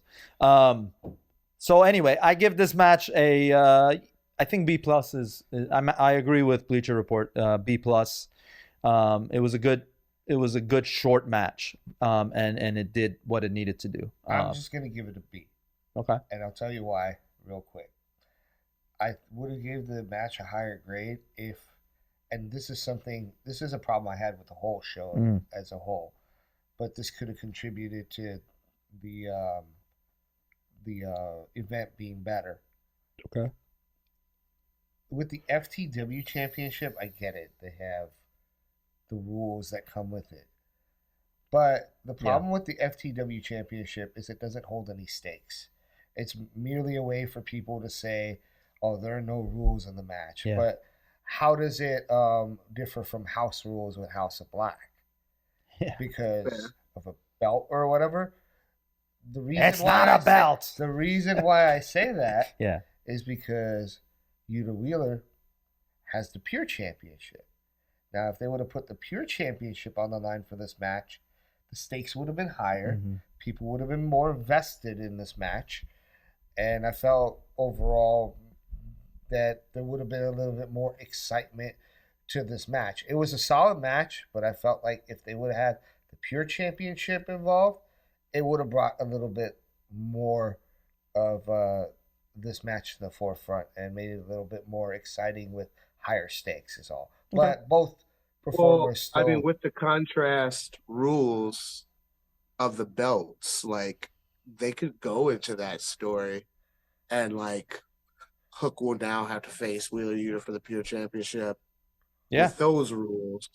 And maybe Wheeler Yuta gets the win on that, and then you have, like, I don't know, pink slip on the pole match as the rubber match. I do agree with you, but I think that they could have did that. It would have worked better in reverse, because if you had the Pure Championship on the line first and Wheeler cheats, now you have a reason to go to FTW rules where there are no rules and so forth. But you do present a fair point. Yeah, I agree with that. Yeah. Okay. So with I think with that we can get into the actual show. Mm-hmm. And by the way, Renee Paquette does a great job on the announcer team from outside the commentary. What do they call that? What's their roles? They're not on the announcer table, but they're commentators. They're just the interviewers, I guess. There is a word, I forgot. Yeah. Interviewer backstage or like backstage correspondent. Yeah, I don't know, something like that. Something like that. Yeah, something fancy. All right, here we go. World's End. Let's get through this 8-man tag match. Started the pay-per-view. I have my own theories on this on how this whole thing could have been better, but I'll let you guys go first. Okay, cool. So Garcia, Danielson, Briscoe, Casanoli defeat King, White, Lethal, and Rush. Yeah, go ahead, Keith. What are your thoughts? I personally thought it was good enough for what it was. It was all the other people who lost in the C2. Yeah. Got them together. I do have in my notes, I remember it started off and I was like, heels versus faces? Like, I was like, is Daniel Garcia a face? I don't know. Maybe he is. Maybe he's not. Obviously, Briscoe is. Yeah.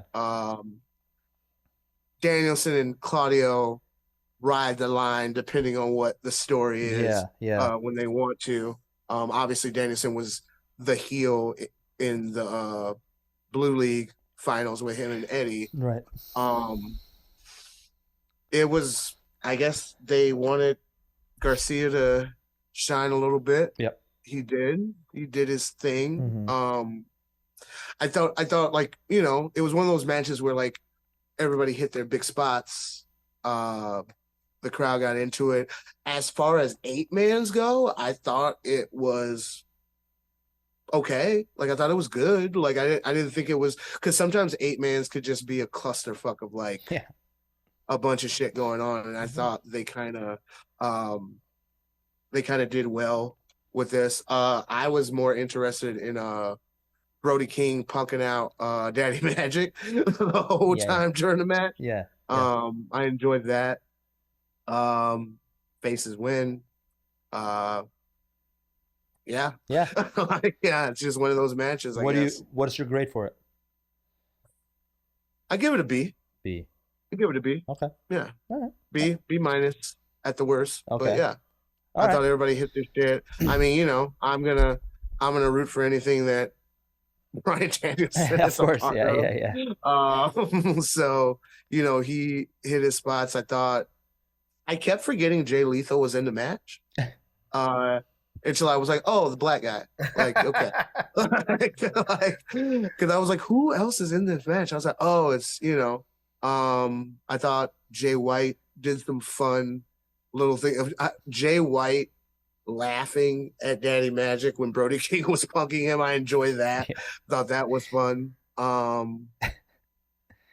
Yeah. B minus. It was a good. I thought it was a decent opening match. Yeah. Like, just to get the crowd into like whatever with some variety. Yeah. Now that having watched the whole pay-per-view, I would agree this should have been the first match of the actual pay-per-view, and it did its job. It didn't ignore it continued the storyline of the C2, and it was well done. I think the Garcia, the little dance he does, is what puts him more on the face side than the heel side. Yeah, because people kind of, you know, they mark for that. They mark out for that. So I would agree. Thought it got repetitive when the heels were making fun of the dance. Like, I think Jay White did it once, then Roosh did it once. Like, I don't know if I don't remember Jay Lethal doing it. Right. It would have been funnier if Brody King did. Like, that would have been hilarious to me. Yeah. But yeah. Okay. Yeah, I'd agree. I'd probably give it a B, just a solid B. The only reason, the only thing and this is not just in this match, but this is more a general thing with the figure four. I don't mind the figure four. Someone should lose to the figure four at some point. I feel like the figure four has rarely ever decided a match. And what makes it worse is the reverse. Everyone knows it doesn't really hurt anyone, right? The figure four itself, can cause some pain on the ankle and the leg, but it's like, I don't think I've ever been in it reverse, so I don't even know like if that's an actual thing. Yeah. I do know this. Obviously, Ric Flair made the figure four. Right.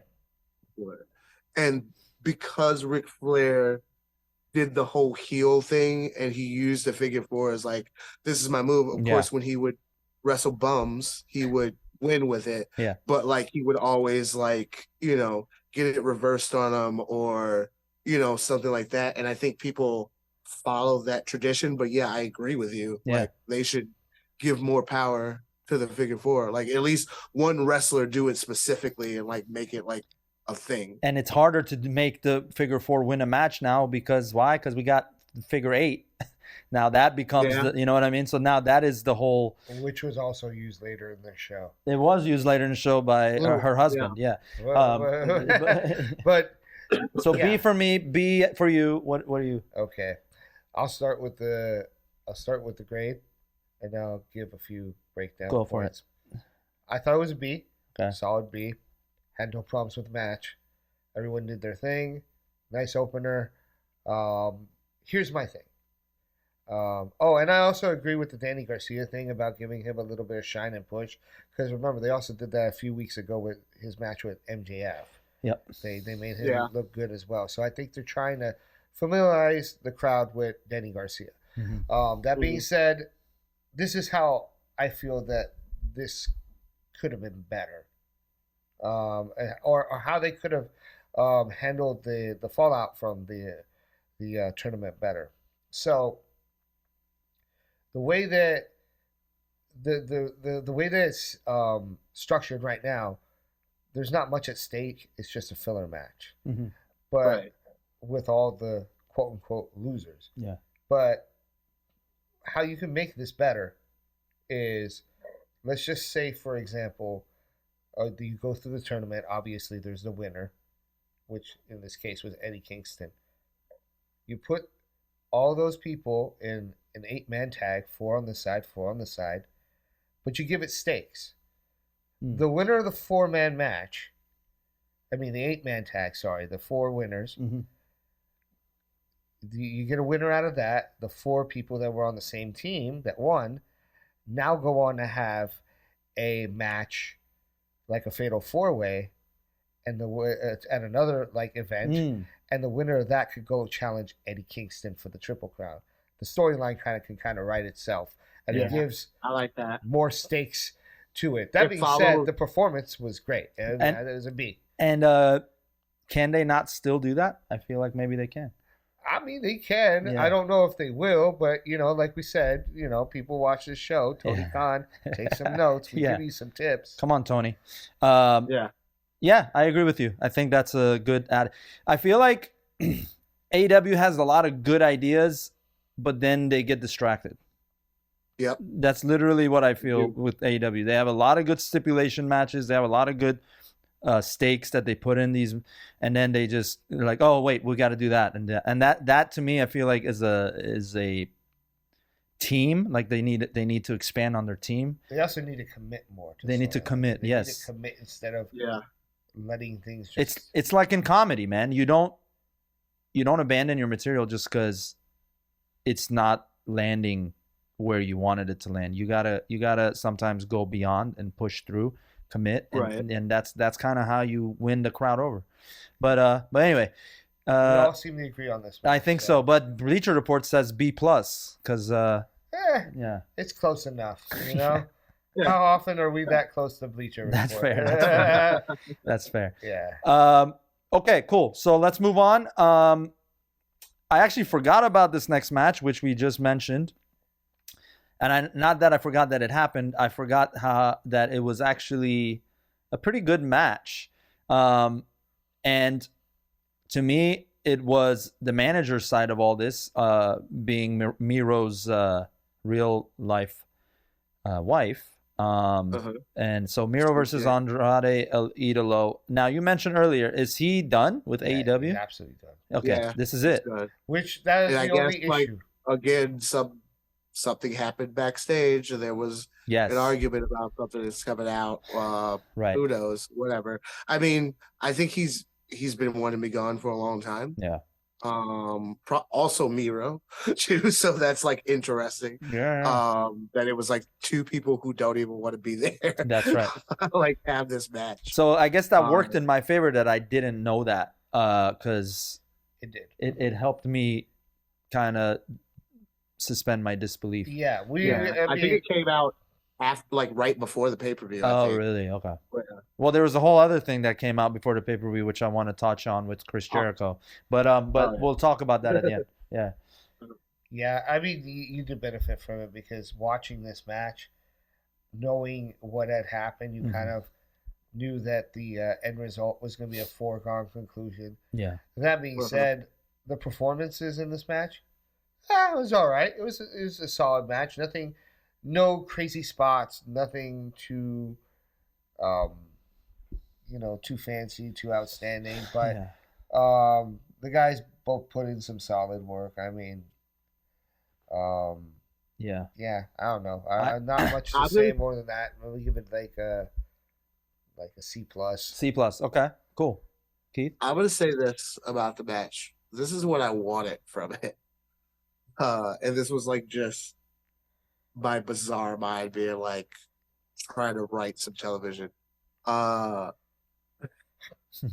So during the match, there's the whole back and forth with CJ, Perry, and Miro. And then obviously at some point he kind of turns on Andrade, Mm-hmm. kicks, I think, or she hits his His hands. Yeah. Arm Out from of the the rope, figure eight. yeah. Yeah. She kept yelling about her finger, Right. which that spawned this thought. I was like, make their story like her managing people to fight Miro is this weird sex thing that they have going on in their relationship, Right. where it's just like they get off on like Miro fighting somebody that she manages, and it's just for her benefit and his benefit, and like make people a part of that. And she just goes through like you could have her manage several people like within like a 3-month span. Mm. And just make it so it's like that, and it's like, oh, like, it starts being obvious. Maybe she starts cutting promos about like, it turns her on, like watching, like to me that's just funny. Yeah. It's something for them to do, because clearly there's really no true direction with Miro right now. Right. He's just kind of there. He's like, just a redeemer. Yeah. To the He pay went- per view. Yeah. Yeah, and that's the thing. He's fighting his redeemer Christian side, but for a while when he was doing a redeemer, he was like always like, "And my hot wife." Yeah. Like, Yeah. build on that. Like, Right. that would be, I don't know. I feel like that'll be entertaining. That'll be funny. It doesn't have to get, super down and dirty, or it can. I mean, Edge and Lita had live sex Yeah. on Raw. That's right. That's right. Only to be interrupted by an old man named Ric Flair, which is funny. Who has a lot but, of sex off camera? But yeah. Yeah, I want that to be the story, because I think that would make it interesting and make it, fun. Tony K, you hearing us? So what's your grade on this match? I could see. C. Okay. C. Yeah. Like it was like it.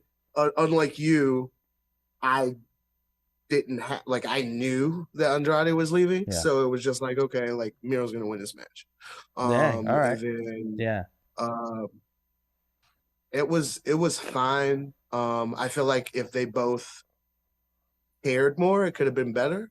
Yeah. But I mean, much like the Willow Nightingale, Chris Statlander thing, I just don't think they were in it. They were just trying to get through it. Yeah. Yeah. But to their credit, them getting through it, it wasn't god awful. Right. It was, it was fine. Yeah, they It was didn't a have a scene. botch fest. Their performances at least Right. were. They looked like they were at least into the match and trying to put on a good show. I think they're both great wrestlers too. I just So, thought yeah. that CJ thing that you had mentioned when she had broken up the figure eight, that didn't look believable. It's like make it make sense. Hmm. Yeah. Yeah, I think that's true. I feel not having known this that Andrade was leaving, I kind of hoped that CJ didn't interfere in the match, but since she did, Keep talking, by the way. I'm just going to grab a charger. yeah, no, go Keep for talking. it. Yeah. Andrade having leaving the match, I feel like my interest in this match was more on CJ's finger because I knew what had happened to her. I had seen the What happened to CJ's finger? CJ was in the hospital. She was in the ER for like a week. She got an infected finger, her middle finger, and they had to actually it was a balloon. And she sent on her Instagram. She had posted about it. So it was like she had her finger balloon up from an infection, and it was like her upper arm was starting to affect her whole arm. So they had to rush her to the hospital and perform emergency surgery. So then she showed after the surgery how it was like cut open and all the fucking whatever pus and all that was removed. And so that black tape she had on her finger is because of that. Oh wow. Yeah. So it was a real situation where it could have been life-threatening. So they had to do that surgery on her finger, emergency. So I was surprised she was there. I thought she was not gonna even be at the pay-per-view, because she literally had that surgery like 4 days ago. So anyway, bottom line, I kind of, because I had seen the open wound, so I kind of was a little squeamish when she used her hands to break that figure eight up. And then she did the whole flicking. She like flicked off Miro even after she helped him, which was kind of funny. Yeah. With her middle finger, like they definitely have some weird sex, I bet. Yeah. Well, look at her outfit.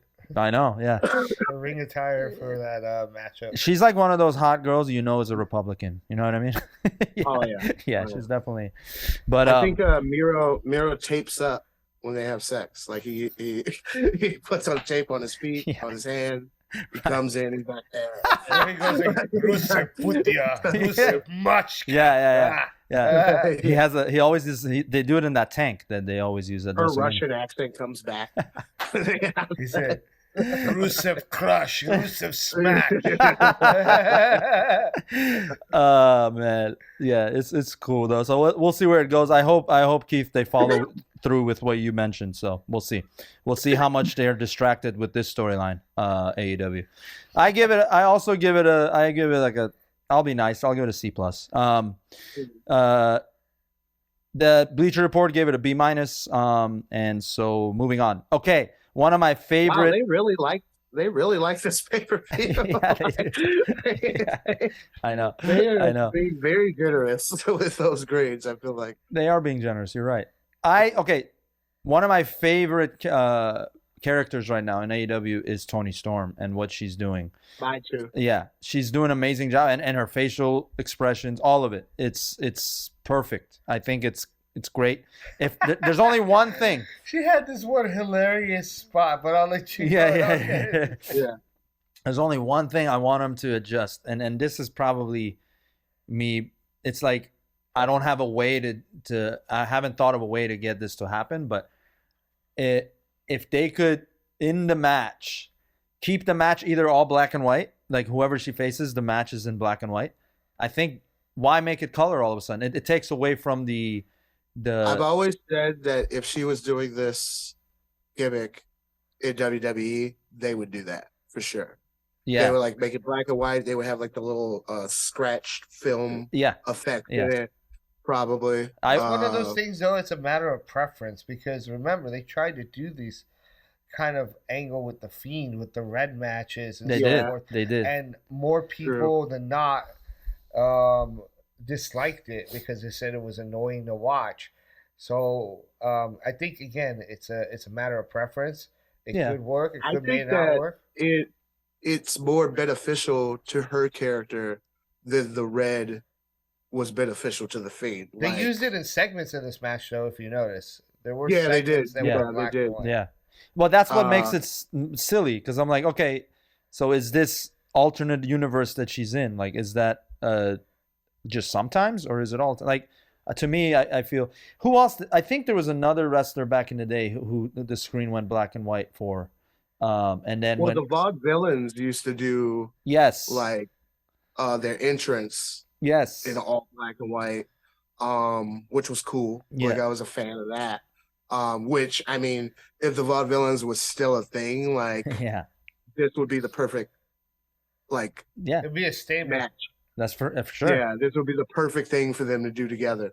Obviously that didn't work out. I will say that, so I'm a huge Toni Storm fan. Mm-hmm. I've always have been. I think she's an amazing wrestler. Also, just side note, Toni Storm's body type, my type. So I get distracted a little bit, you know, I get it. when I'm watching their matches. You bring a But I different will meaning. say- You bring a Yeah. different meaning to black and white. Yeah, I get it. Yeah. Oh yeah. But I will say that I don't know if Tony Storm's matches as of late have been held up to like, I mean, I think of the Evolution pay-per-view, the Mae Young Classic Finals. It's Tony Storm, Kairi Sane. That match to me is one of the best female matches I've seen. It was really, really good. And then, you know, however you look at it, WWE dropped the ball on Tony Storm, or Tony Storm wouldn't play ball with, you know, Vince wanting her to be naked or whatever, which some people will argue, well, she just got an OnlyFans anyway. And Yeah, I like, thought about that. Yeah, but that's on like her terms. Like, Right. it's not on fucking Vince McMahon sexual harassment terms. You know what I mean? So it's like a different thing. Right. With that said, I thought this match was what Rio was just somebody for her to fight so they can make Tony Storm strong. I thought they had the spot where they ejected Luther. Keep going. I'm listening. Anyway, I'm they just going played to on Riho having like her back injury, and playing on that. I thought it was a decent match. It was decent. It was good. Tony Storm wins. That's the right move, obviously. I think Tony Storm keeps that belt till Wembley, possibly Jamie Hayter comes back. We get a proper Tony Storm, Jamie Hayter match. I've for some reason locked in my mind that the AEW Wembley show is like kind of their WrestleMania. Like in a way, like, I mean, it's the biggest show they've ever done. Yeah. It's a good place to like conclude some storylines. I feel like. So I think it is. I think it is their mania. It is their mania. All in is their mania. Because it's All In. It's the first one that they had. Right. You know, I used to look at All Out in that way. Before they brought All In back. Yeah. A lot of people would say, I think they tried to push it like for a while that Double or Nothing was their big like pay-per-view. Yeah. But yeah, I feel like Tony Storm, Rio had a decent match. I don't think it was anything spectacular, but it was decent. It pushed the Timeless thing, and I don't know if you watched any of the media scrum. I haven't seen the media scrum. No. I have not either. So Tony Storm was one of the wrestlers on the media scrum. Okay. She came out with what she came out to the ring with that like weird fur hat with fur coat and big glasses. Was it black and There's white? memes going around where she put it on Tony Khan, so Tony Khan sitting there with a cup with the hat on. But she says she alludes to Sasha Banks. Ooh. And she says, I know that there's free agents out there that have money written all over them. And then she slams the table. She gets up and she looks at the camera. She was like, Wendy Richter, I'm coming for you, which I thought was hilarious. And it just plays on the Timeless thing. Yeah. It was just, I think it was just, this match was just a vehicle to continue to push this character. I'll give it a C+, B-, just because it was just kind of a placeholder for that. So it wasn't anything spectacular wrestling wise. Yeah. But it did its job. Nice. I feel like. Was the Bleacher Report agrees with you, B-, by the way. I think that was the first one. Okay. But also, did the media scrum for Tony Storm's part, was that in black and white? Or was it in color? No, it wasn't. And See what I'm saying? It's like they're not consistent. Yeah. No, they should give the Timeless. They should give the Timeless portion or the Timeless black and white thing like the lead on that. They shouldn't be wishy-washy. You know who I read was for the promos. I agree. kind of I don't know the matches. Like I said, it's a matter of preference. I can't say yes. I can't say no. But definitely for the promos and vignettes, yeah, it should be black and white for sure. Yeah. What were you saying? The spearhead of this whole like timeless Tony Storm thing is RJ City. And I think he should have a hand in writing other stuff more. Yes.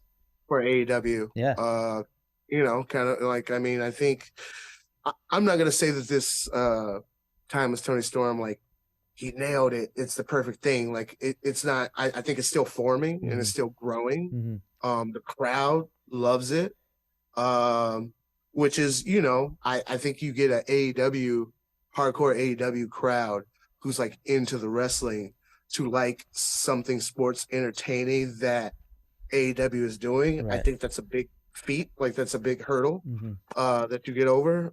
So yeah, I think RJ City should have a hand more in writing some of the more sports entertaining stuff that they do.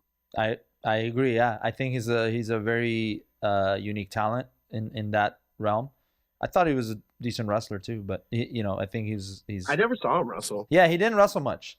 I don't know. No. He started out. I remember like 10 years ago, he was like wrestling, and then he disappeared for a while, and then he popped up as an announcer and an interviewer. But yeah, what do you think? Did you already give your grade? No, you didn't. I think that I'm gonna be in agreement, and say that it was a C plus B minus. I like Tony Storm's character work. Tony Storm's character work is a lot of the reason that this angle and this character works. Yeah. As I said, she had a spot in this match where, like how this the old black and white movies are a bit campy. She had this it's not necessarily a spot in terms of like a move, but it was something that she said that like was meant to be audible. Like everyone was meant to hear this. She was about to put on the Texas Cloverleaf, and it almost reminded me, if you've ever played that video game Cuphead, because that kind of takes place in that era too. She goes, "She's toast." And I like chuckled out loud when I heard that, because I was like, that's so appropriate for this character. It's like spot on. My only critique of the match, really, because like I said, there wasn't anything generally wrong with it. It just wasn't overly exciting. Probably because of the lack of build to the storyline. It's just served the purpose, like you said, to continue to push the timeless story. I mean, the character.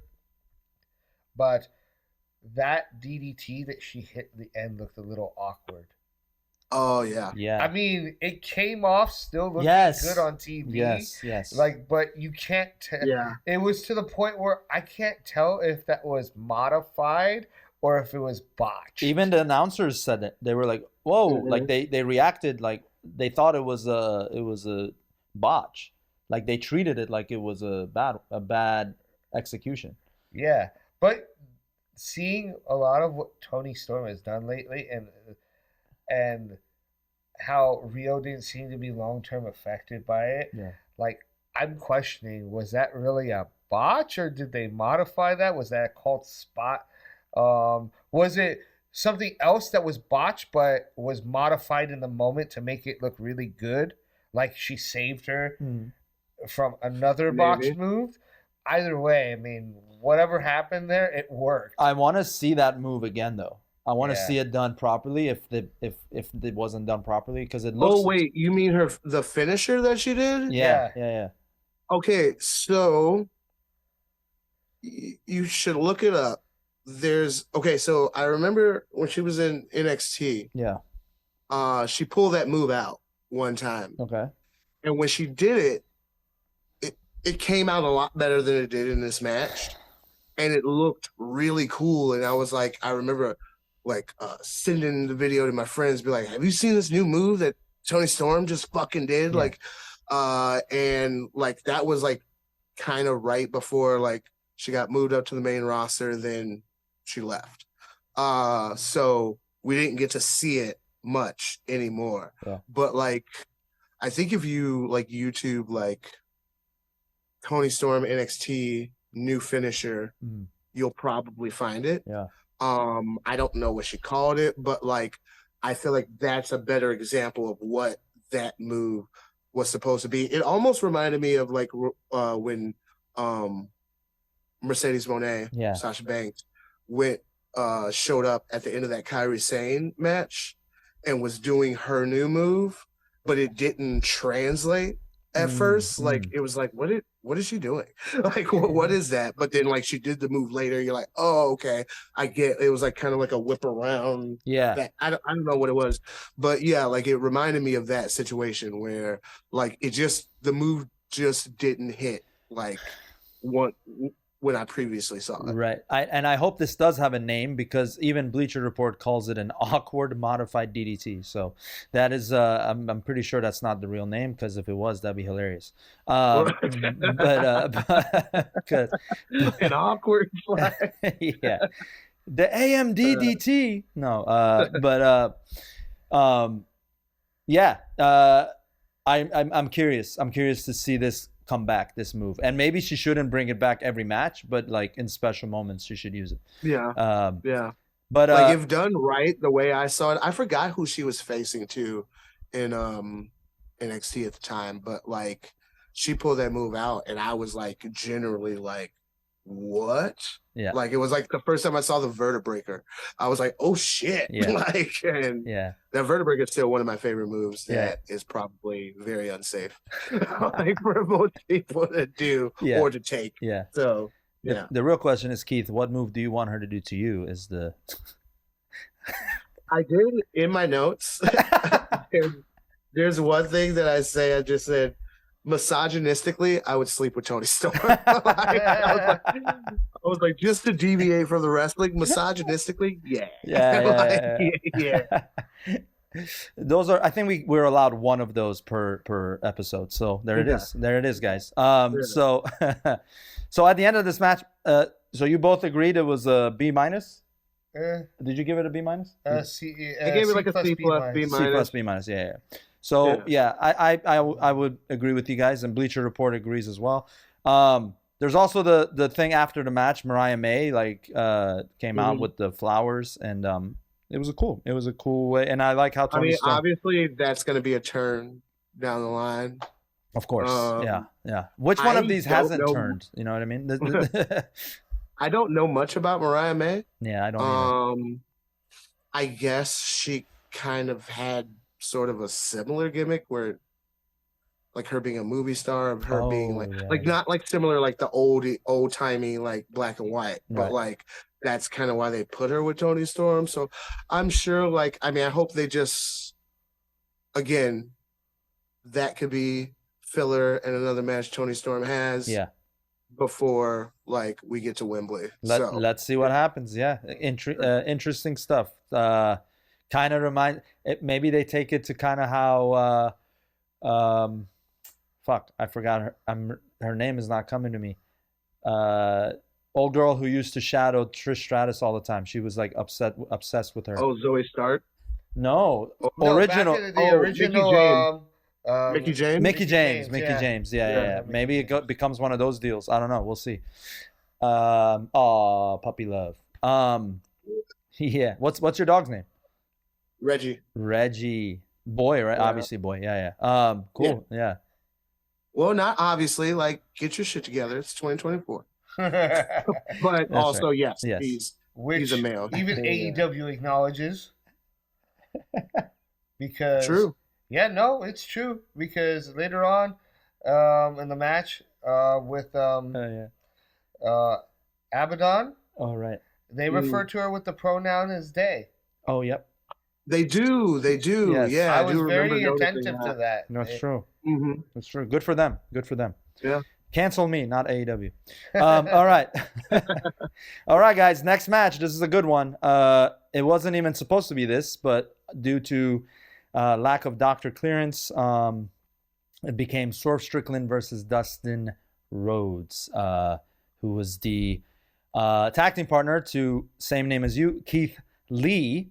So Keith Lee, I like Keith Lee. I think he was on the trajectory in NXT, and then WWE portion of it kind of ruined it.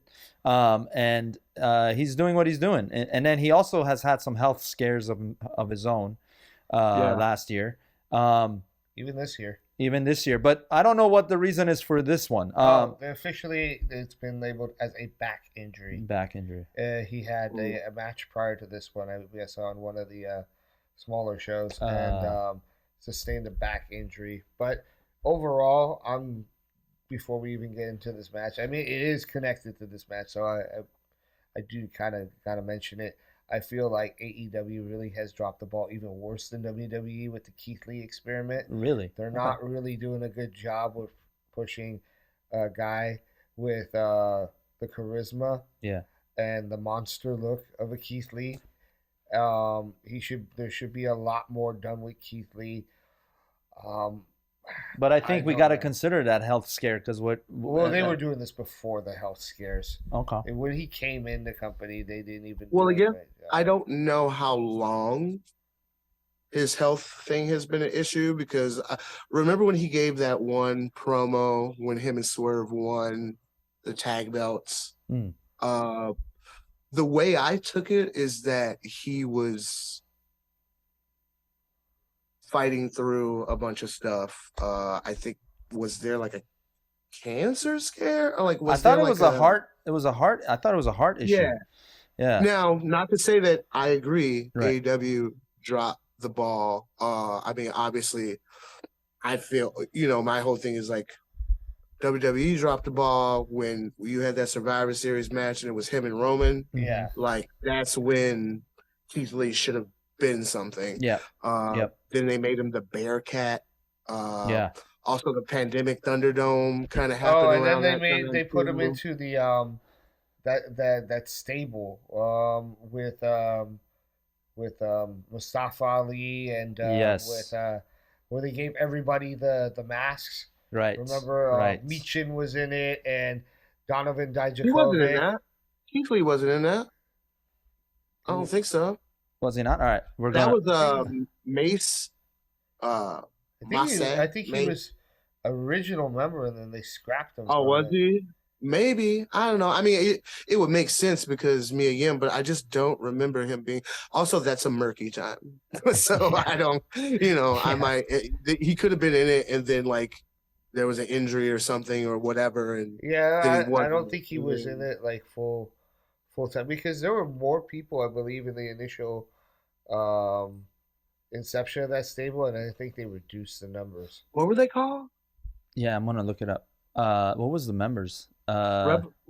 Retribution. Oh, is that what it was? Is that the one you're talking about? Retribution. I remember Retribution for like a hot minute. That was a weird angle. Yeah, like because I know they even dropped what it became. Because even Mia Yim got dropped maybe like after being in 2 weeks in that stable. Like she was in the first step or two like SmackDowns of it, and then she just disappeared. Yeah, I remember when they first started. I was like, is this supposed to be Antifa? Like what is this? Is this what it's supposed to be? Yeah. So no, you're right. It was Dio Madden that was Mace, but Mace was Dio Madden. Slapjack was Shane Thorne. Reckoning was Mia Yim. Retaliation was Mercedes Martinez, who I really like as a wrestler. She also disappeared within 2 weeks. I remember that. Yeah. And Dijak was in it, right? Yeah, Dominic Dijakovic. He's still in NXT. T-Bar. He was T-Bar. He is. Back to NXT, but I think that was the highlight of Keith Lee was his rivalry with T-Bar or Dominic Dijakovic. It wasn't just in NXT though. They had a rivalry predating that back before they went to NXT. Right. So there was history going into that what made it good. Yeah. But that I think they had like a series of matches and all of them I thought were amazing. Okay, so back to Anyway, back to this. this is a timeless conversation. This right? was kind of a filler match. Yeah, filler. I really- So here's my beef with this one. I like that Dustin Rhodes volunteered to take his tag partner's place. What I don't like is they tried to injure him on the cinder block, and he sold it well, and then he was fine. Like, it was like, are you injured or not? Like, if your ankle is broken, if that's Halfway through, if that's the angle and that's how you start, and he fights to be in the match, keep that going or don't have the match. And I thought that's where they were going. I thought they were going to. I thought it should have been a squash. Like, it should have been like that angle, like he couldn't compete, or like maybe he could compete. Swerve dragged him in the ring, did a bunch of his moves, squashed him just to make Swerve look strong. Right. I don't know if you pay attention. I got to give credit to this thought process from Wrestle Talk. Ollie Davis said this. He was like, the concept of that they injured the concept of Swerve's original opponent was injured. Yeah. And they wouldn't clear him. But then so they ran the angle of him injuring his new opponent. And they clear him. And then they were like, go ahead, wrestle. It's fine. Yeah. You know what I mean? Like, that's silly. And then, like, I mean, not to say that I don't enjoy a Dustin Rhodes comeback in a match, but it was just, it conflicted with what they did before. If they were just going to have him come back, they should have had Swerve just whooping on him regularly. Yeah. And then he comes back and then Swerve beats him. Like, there was two things happening in that match, and I feel like they needed to pick one. And I feel like the best one would have been if we're pushing Swerve, which I am a Swerve fan. Me too. I believe Swerve should be the next champion, the first black champion in AEW. I believe all that. I think what they've done with him up until this point has been really good, and I think it's like because the fans got into him. Like, I don't know if this was necessarily the plan. Yeah. But he just grassroots grew and grew in popularity. Yeah. I just feel like you take this opportunity to be like, okay, either Swerve is this strong where he's this sinister. Yeah.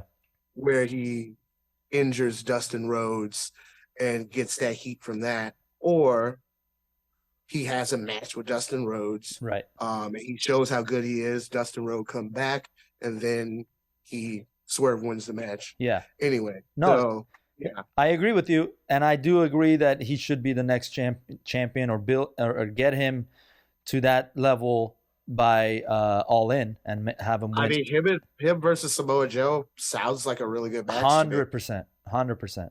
I mean, not to spoil anything for no. watching, but yeah, it's fine. I agree with in terms of what happened with this match. The only thing that I believe that we haven't brought up in context was it wasn't a random volunteering from Dustin Rhodes. Him and Swerve had history before in a previous match.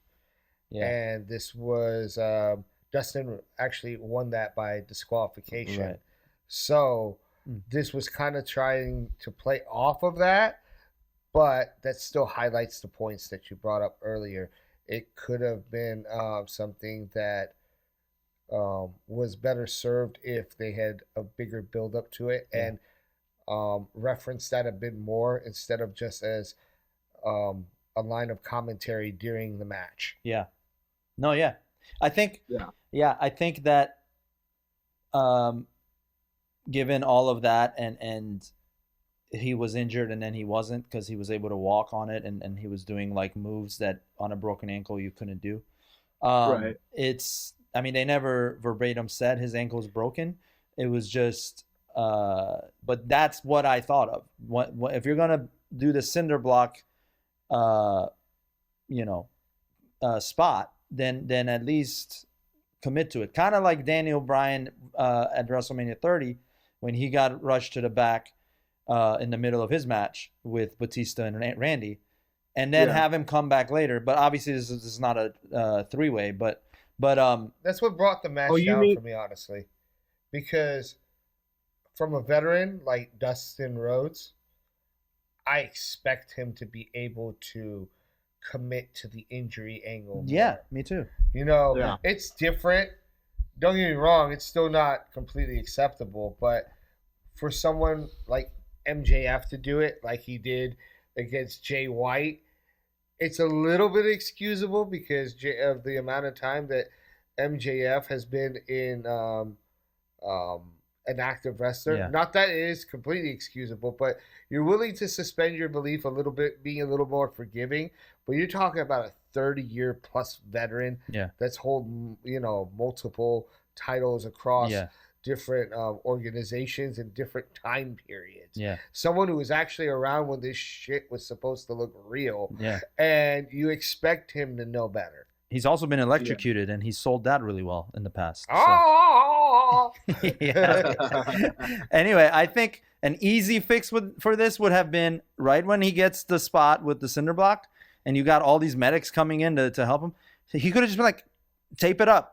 I'm not. And that was a great spot too. Yeah. Because while they were doing that, there was this like kind of, it reminded me of ECW. It was this raucous feeling of like the crowd was like mixed to their reaction. Yeah. And off mic, Swerve is just like, fuck that. Like, Yeah. he's just like being real sinister about shit. And I'm like, okay, like, like this is the Swerve. And then they could have been like, all right, we're going to cut. And then just went to the next match. Yeah. Like, or like you said, tape it up.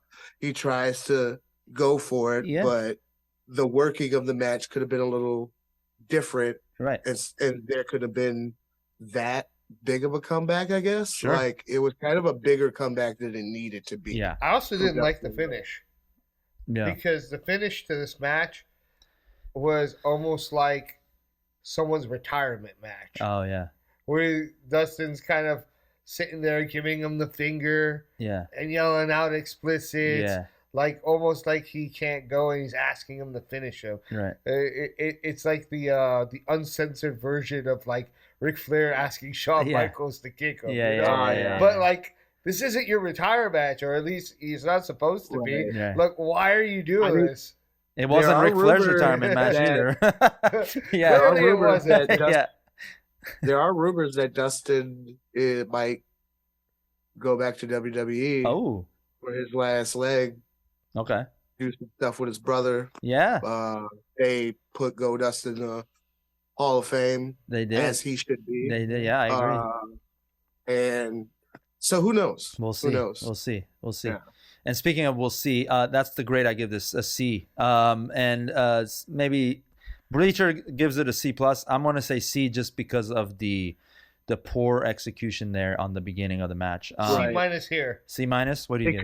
It could have been a B- B segment had they made the right choices. 100%. 100%. Yeah, for sure. But I love the Prince Nana. I love the comedy side of all of this with Prince Nana and with the dark character that Strickland has, and that keeps it like it's a perfect opposite in my for them to be together. Like it's how would I rate that? I would probably put that like there's been like manager roles who've been very different from the character. Kind of like the original manager of Undertaker, right? Love. What was her?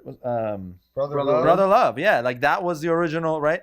And that was such a perfect opposite to the Taker character. Mm-hmm. I can't stand Bruce Pritchard. Right, but they didn't stick with it anyway. The Brother Love thing I don't got a problem with. Yeah. That's fine, the character. Yeah. But Bruce Pritchard as a human being is a piece of shit. Right. Yeah. Well, there's no love there. And I say that without my chic impersonation. You know it's That's serious. A shoot. That's a shoot. Yeah. Hey, just randomly, I don't do this a lot. Like I know some wrestling fans do this a lot, where they listen to a lot of wrestling themes all the time. Yeah. There's only some I listen to as a joke because it's funny. Yeah. Like I mean during the pandemic, when I was staying with my best friend, and I would just wake him up with John Cena's theme or Randy Orton's theme, like for the fuck of Imagine it. waking up That's to when, that. like, yeah. But Swerve's theme, put it on your rotation. Oh, It's yeah, just- yeah, yeah. It's a nice it's a banger. I like it. It's a banger. Absolutely. And of course, you know, Prince Nana built it up with the dance and stuff like that. Yeah. Like, I am proud of Swerve for being like, you know what? I'm not gonna go back to WWE. I'm gonna stick it out here Yeah. and do my own shit. And he's done well. I agree. Like, he's done well. I think that's there's a couple wrestlers that left WWE and their careers elevated in AEW. Moxley being one, and I think Strickland is the other one.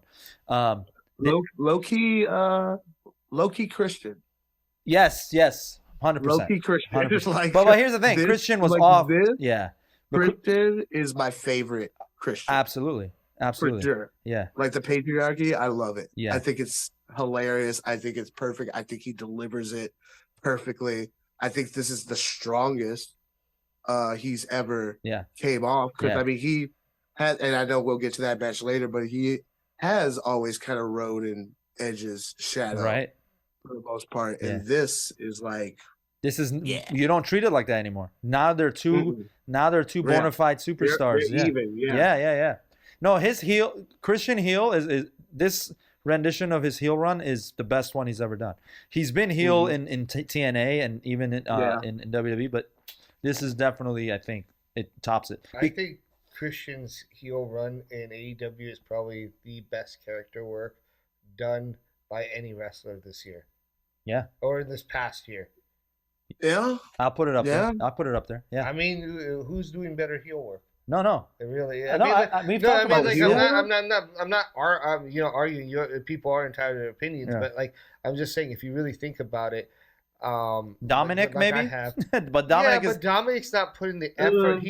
People just hate him because of who he is. Yeah, He's yeah. not actually like Right. eliciting those reactions. And he's still learning. Right. He's still learning Right. and figuring it out. right. Like, I don't think you can send Dominic out away from the Judgment Day on his own and he be this monster heel. But like, yes. Christian, No, Christian's for sure. doing very well. No, for Christian himself is right now. Christian is living in Christian it. went from being his heel run in WWE was more about my peeps this, my peeps that. yeah. He went from that to this. Right. Which means, like, this is a majority of, obviously, I'm sure that they've collaborated somewhat with the storyline, but this is Christian's creation. But he's carrying this. But just don't forget also, and we'll talk about Christian and Adam. It's coming up soon. But don't forget, he was out of wrestling for 7 years, and then when he came back, it was it was after he was cleared from all the I don't know if he also had neck injuries or it was a head injury, concussions. I think he had. It was concussions for him. But anyway, he's back, and even in AEW, he wasn't this until like a year and a half in, and now he's created this character. It's beautiful. I hope he continues the rest of his career as this heel. I want him to only fight people whose fathers are dead. Oh, wow. like for me, it works perfectly. Yeah. That way. But that's I'll be your father. Like, what? Yeah. The audacity. I agree.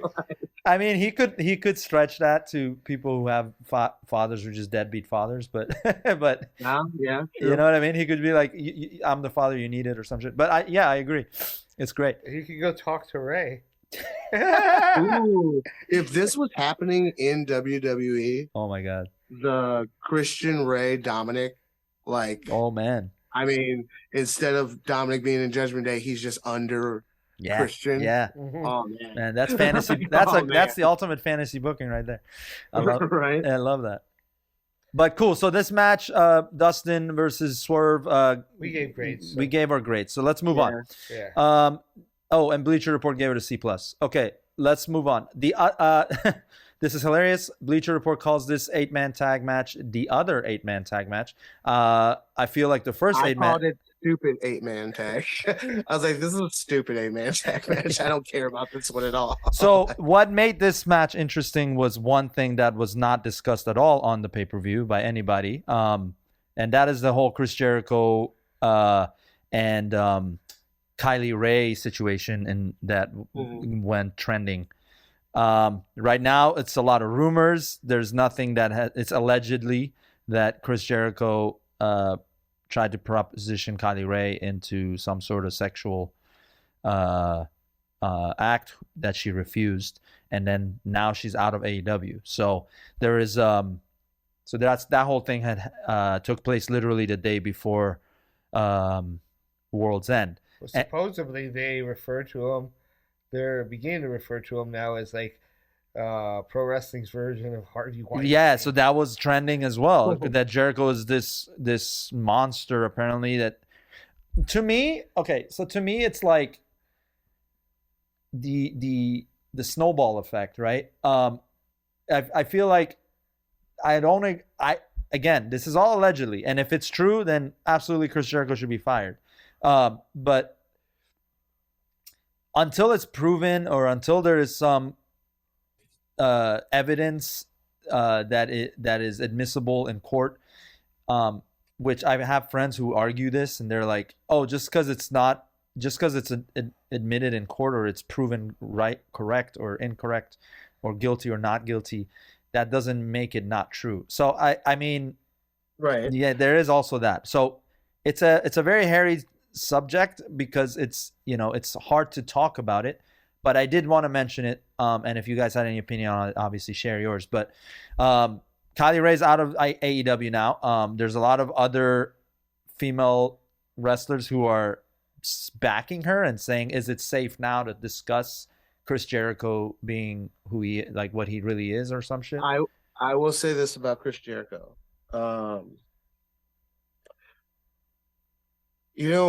I've always been a Chris Jericho fan. Okay. Not to the extent of like a lot of people. Mm-hmm. There was a point where, Chris Jericho, once he did like the New Japan stuff, and like obviously was one of the major forces with AEW becoming, another another strong promotion. There were people saying that he had surpassed HBK at what he contributed, and I was like, well, everybody relax. Everybody calm down. Mm-hmm. Then I found out about Chris Jericho's wife, who was in the January 6th. She participated. Yeah. She participated in that, and I was like, oh, okay, well. And then I was like, all right, I kind of let that slide, or whatever. Now I'm like, I mean, it doesn't shock me really. Okay. Like that these allegations exist. Yeah. It doesn't really shock me that much. I mean, Jericho's opinion about a lot of things, I don't agree with. Sometimes. I also think, just as a wrestler standpoint, with none of this going on, Jericho should not be wrestling anymore. Yeah. AEW. I think he's pretty much done, but he's continuing to go, and maybe he's convinced himself they need me. And I'm like, I don't know if they do. Right. There was also all the stuff, the spatting with CM Punk's lawyer. Yeah. That happened on Christmas, on Christmas Eve or Christmas morning. They were on Twitter having spats about the CM Punk situation, and also how Jericho claims that there was no AEW handbook. He's never been given one, and that he's never had to sign an NDA ever in his time in the company. Yeah. One of my favorite things about this match, there was a sign that said Worlds NDA. Oh World. I thought that was funny.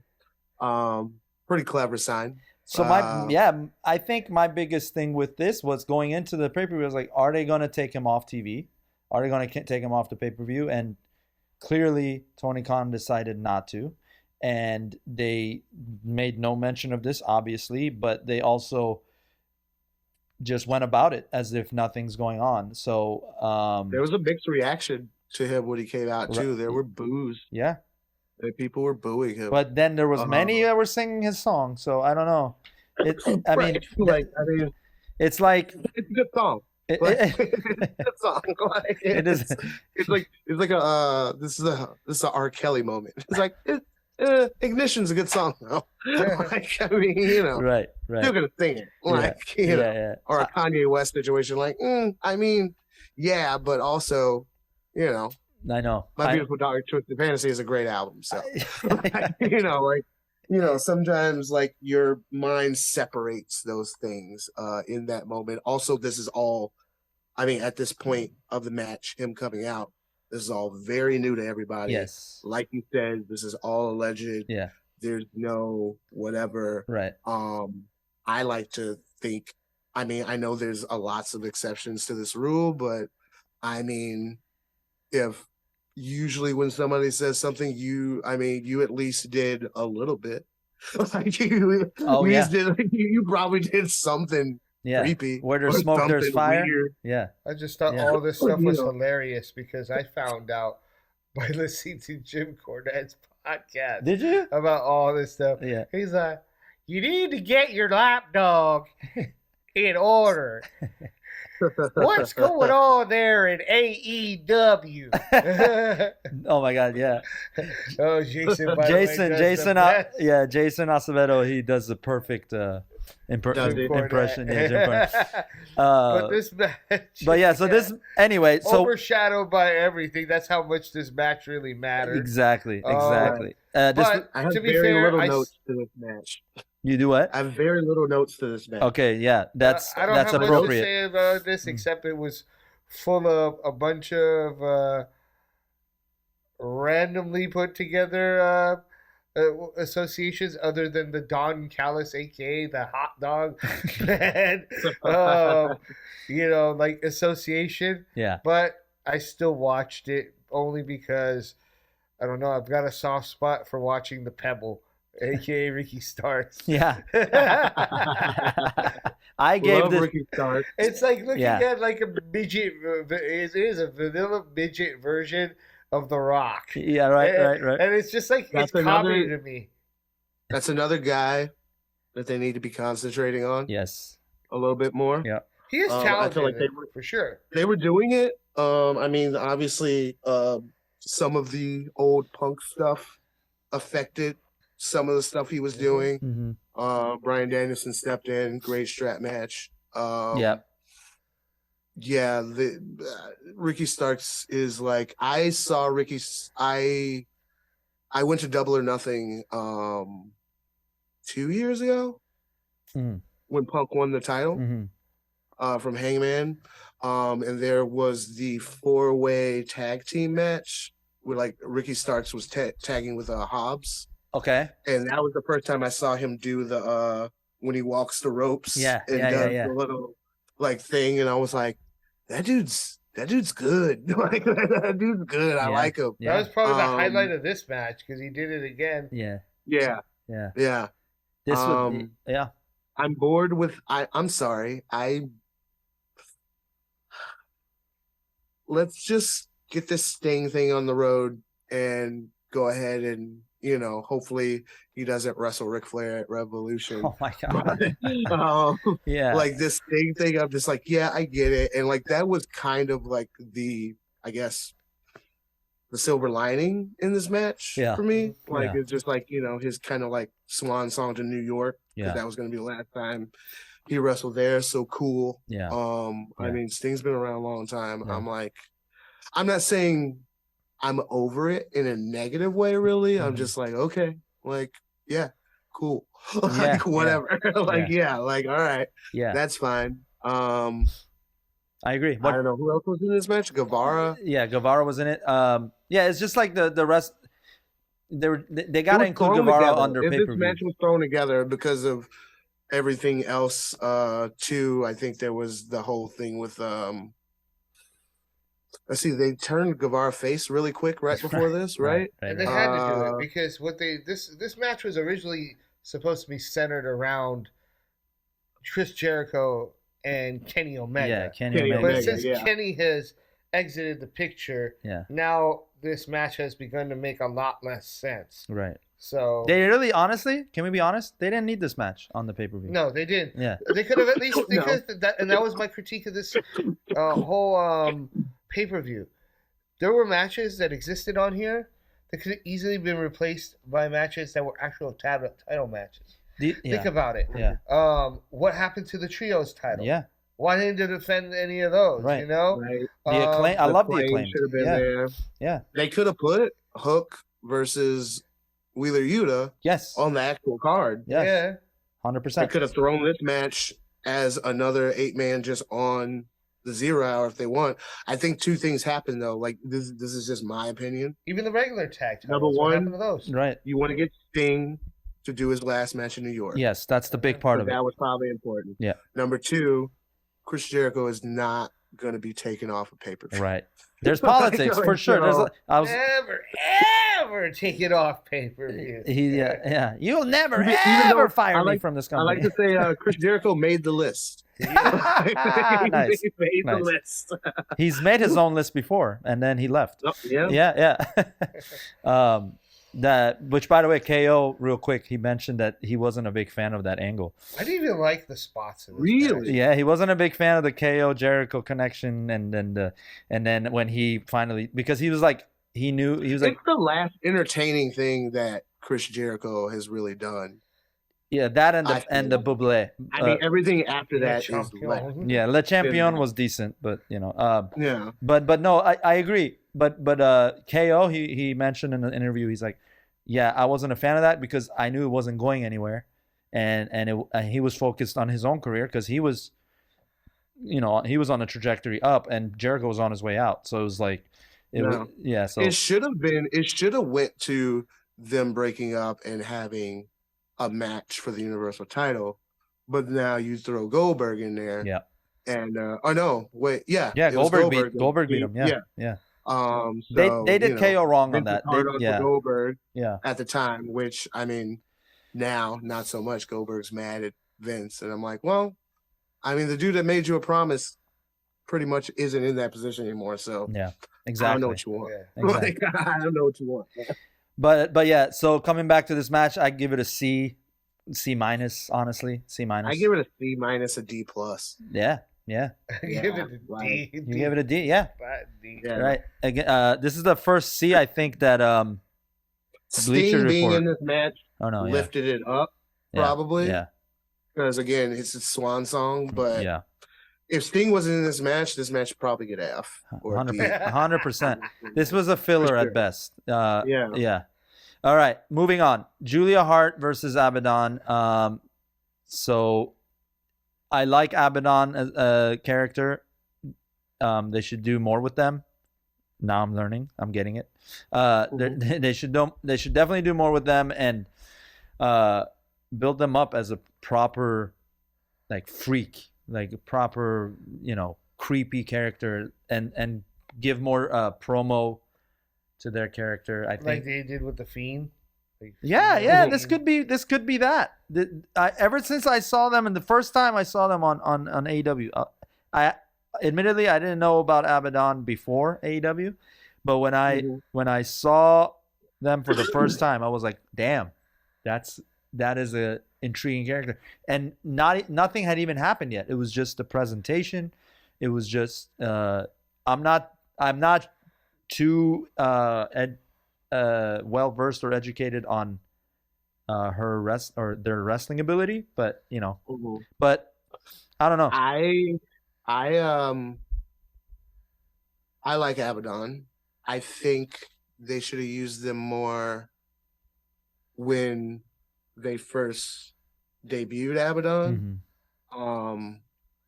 I kind of honestly did not care about this match at all. Yeah. Yeah. It was the when the match started off, the crowd started chanting, "This is spooky." Yeah, Like, right, they did that whole right. thing, and that's what I was thinking the whole time. I was like, okay, this is a spooky thing.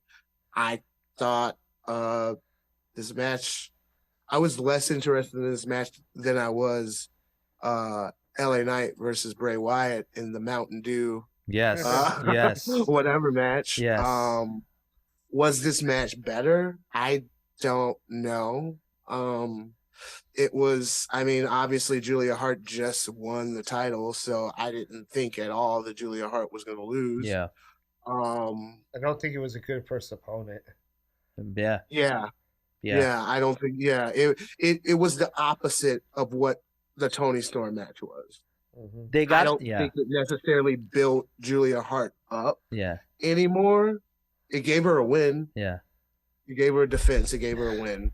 But that's what I'm saying. I think they need to create this aura around Abaddon where the wrestlers are actually afraid of them, like how they did with Taker in the beginning. You know, Taker was this, like, what do I do with that? Right? That's, I feel like. Right, but like, what do you, with Abaddon versus Julia Hart, they're both supposed to be spooky and scary in their own way. So it's like, I feel like Julia Hart should have faced someone else. Sure. To get her spookiness over. That's fair. With the title. Yeah. Abaddon should have already been facing other people to get her spookiness, their spookiness over. Right. And then at some point you have them come to a head. Right. And then it's spooky versus spooky. Yeah. And then, but this was just immediately, okay, well, you're spooky, you're going to have a match. And it's just like, oh, okay. Yeah. Yeah. Yeah. I mean, that's fair. But not just this match. They don't really make Abaddon's opponents in general be like affected by, by the spookiness. Because I'm going to be honest, Abaddon, I would pick as far as who takes it for spookiness. Abaddon clearly takes it. I believe it a lot more, right? Like, or started this, I don't know, give me a trio with Abaddon, Julia Hart, and Sky Blue. Yeah. And have them do that. I mean, obviously that's like, this is the House of Black sorority or whatever. But, Well, the House of Black sorority thing already kind of sells itself. It's just they need to elevate it more. Yeah. The problem with Abaddon is they haven't done anything with them that would, as it is right now, they have a character look without any background spookiness to it. It's like if I came out and I wore a Halloween costume with no context. You'd be like, okay, nice costume, but where's this from? The character of Abaddon, the lore needs to be built up to accompany the look so that moving forward they can be intimidated. That's what I'm saying. Yeah, I agree. I agree. And it's not too late. They can still do that. So at least with Julia Hart, you have the House of Black. Right. I mean, it could be done better, obviously, but there's still some sort of lore to their stable. Here's the thing with Julia Hart, she becomes spooky because she's part of House of Black. If she was never part of that group, I don't think she could sell it as well. I'm not critiquing her. I just think it's just not in her bag of tricks. But Abaddon always, like, they don't have to do much, and it's like, oh shit, what is that? Right? It's that question I think we all ask, and that's why they gotta pay better attention to that. So, side note, when are we gonna start calling Sky Blue Sky Black? Oh, because now she's in the House of Black and has her heel turn as well. Like, when are we gonna do something more with her character? And maybe Sky Black would be kind of, I don't know. I like that. But the only thing with that is Sky Blue's just starting to ascend in AEW. So, like, her name is starting to make the rounds. But, I mean, it's still, which is why the transition's easier to make. it's like, and that's why people can't stop calling Adam Copeland Edge. It's the same Yeah. thing. When you've gone a long time with a name, it's harder to transition to another. She's just starting. It's really easy for people to forget about Sky Blue. Yeah. Or Right. if you want to keep Sky Blue, that's your face character. When you go into heel character, you've got your persona, your Sky Black. Yeah. I agree with that. That's cool. I agree with that. Yeah, I'm with you on that. Oh, there was I think that. Oh no, that's in another match. But so yeah, let's go over our grades real quick on this because I think that's more than enough time on this match. C minus. C minus, C plus. I'd say C minus. Yeah, C minus. Bleacher Report for those keeping score, C plus. All right, my favorite match of the night: Christian Cage, Adam Copeland, TNT title on the line. I loved how this match started and how Christian sold it because it was not in frame and he created the emotion for me. Like, Adam made his entrance. He's in the ring. Camera goes to... Did you notice his gear? Oh yeah. It was the gear that he Well, wore I against noticed Mick it when they Foley. said it. Yeah. Yeah. In his match with Mick Foley. And they also alluded to the spot, even though they didn't do it, when he tried to take out the table with the lighter fluid. Yeah. So there were there were homages paid to that match. Yes.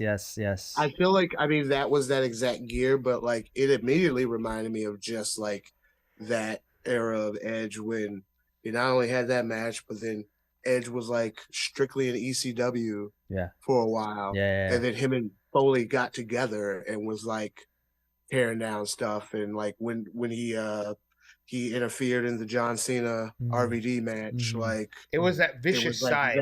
That street fight Edge, basically. What he would wear in the street fight.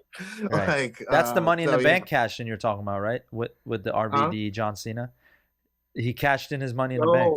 So it was a cash in, but it was like an actual match. Yeah. But yeah, like he had the helmet on and then he took it off. I remember that. Revealed himself. Yeah, that was dope. It reminded me of that whole era of Edge. And yeah, like I said, like it just reminded me. You know how like some wrestlers have that certain thing they wear when they have like a street fight or a Fall Count Anywhere fight or a Chicago Brawl fight or whatever.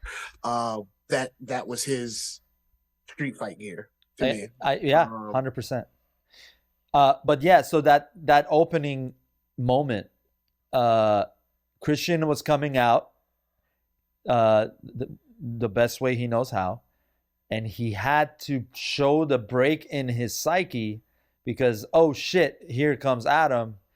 And you never saw Adam till the very end because it was just all in his face. And to me, I thought that was masterfully done because he was just like, oh, and then he actually, I think, said, he's like, oh, what the fuck? And he like, and then here comes Adam. I love that. I don't know. I love that. And I thought that set the pace for the rest of the match. And psychologically, I was hooked from that moment.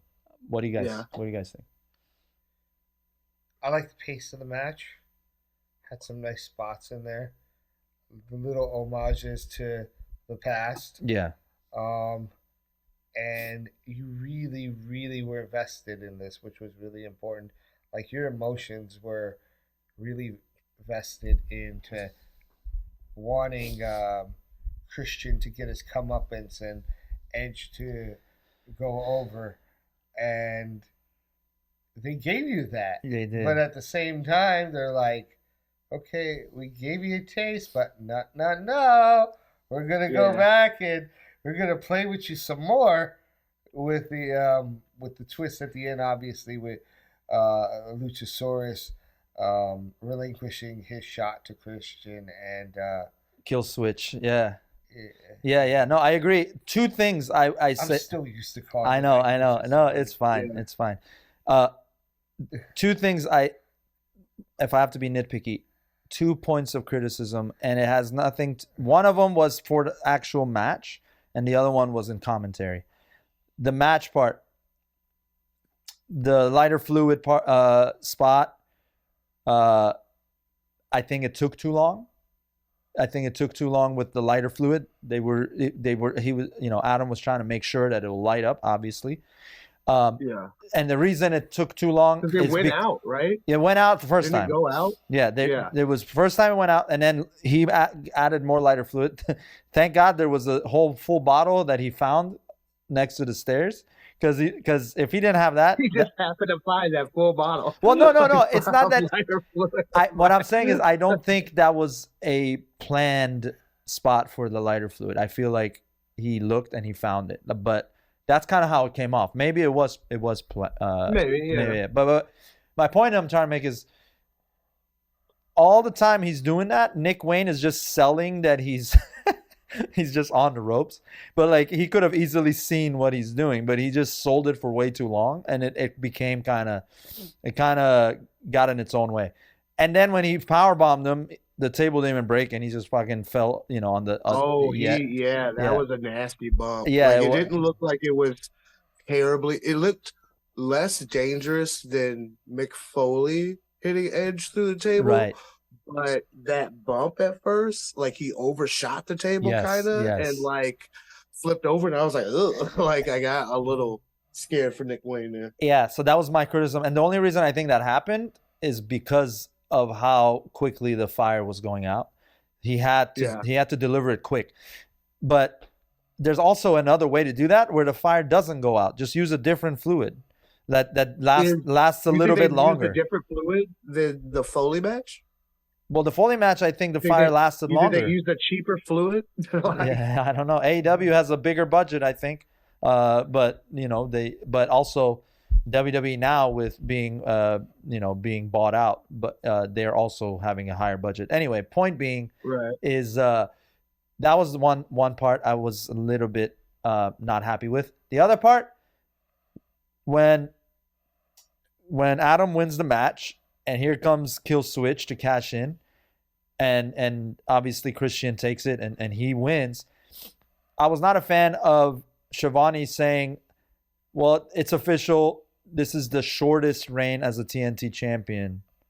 I'm like, you don't got to say that. Like, kind of just, you know what I mean? Like that part is like, it didn't add to the story. It doesn't do anything. It's like you're just Tony like Schiavone has no allegiance to Adam Cole.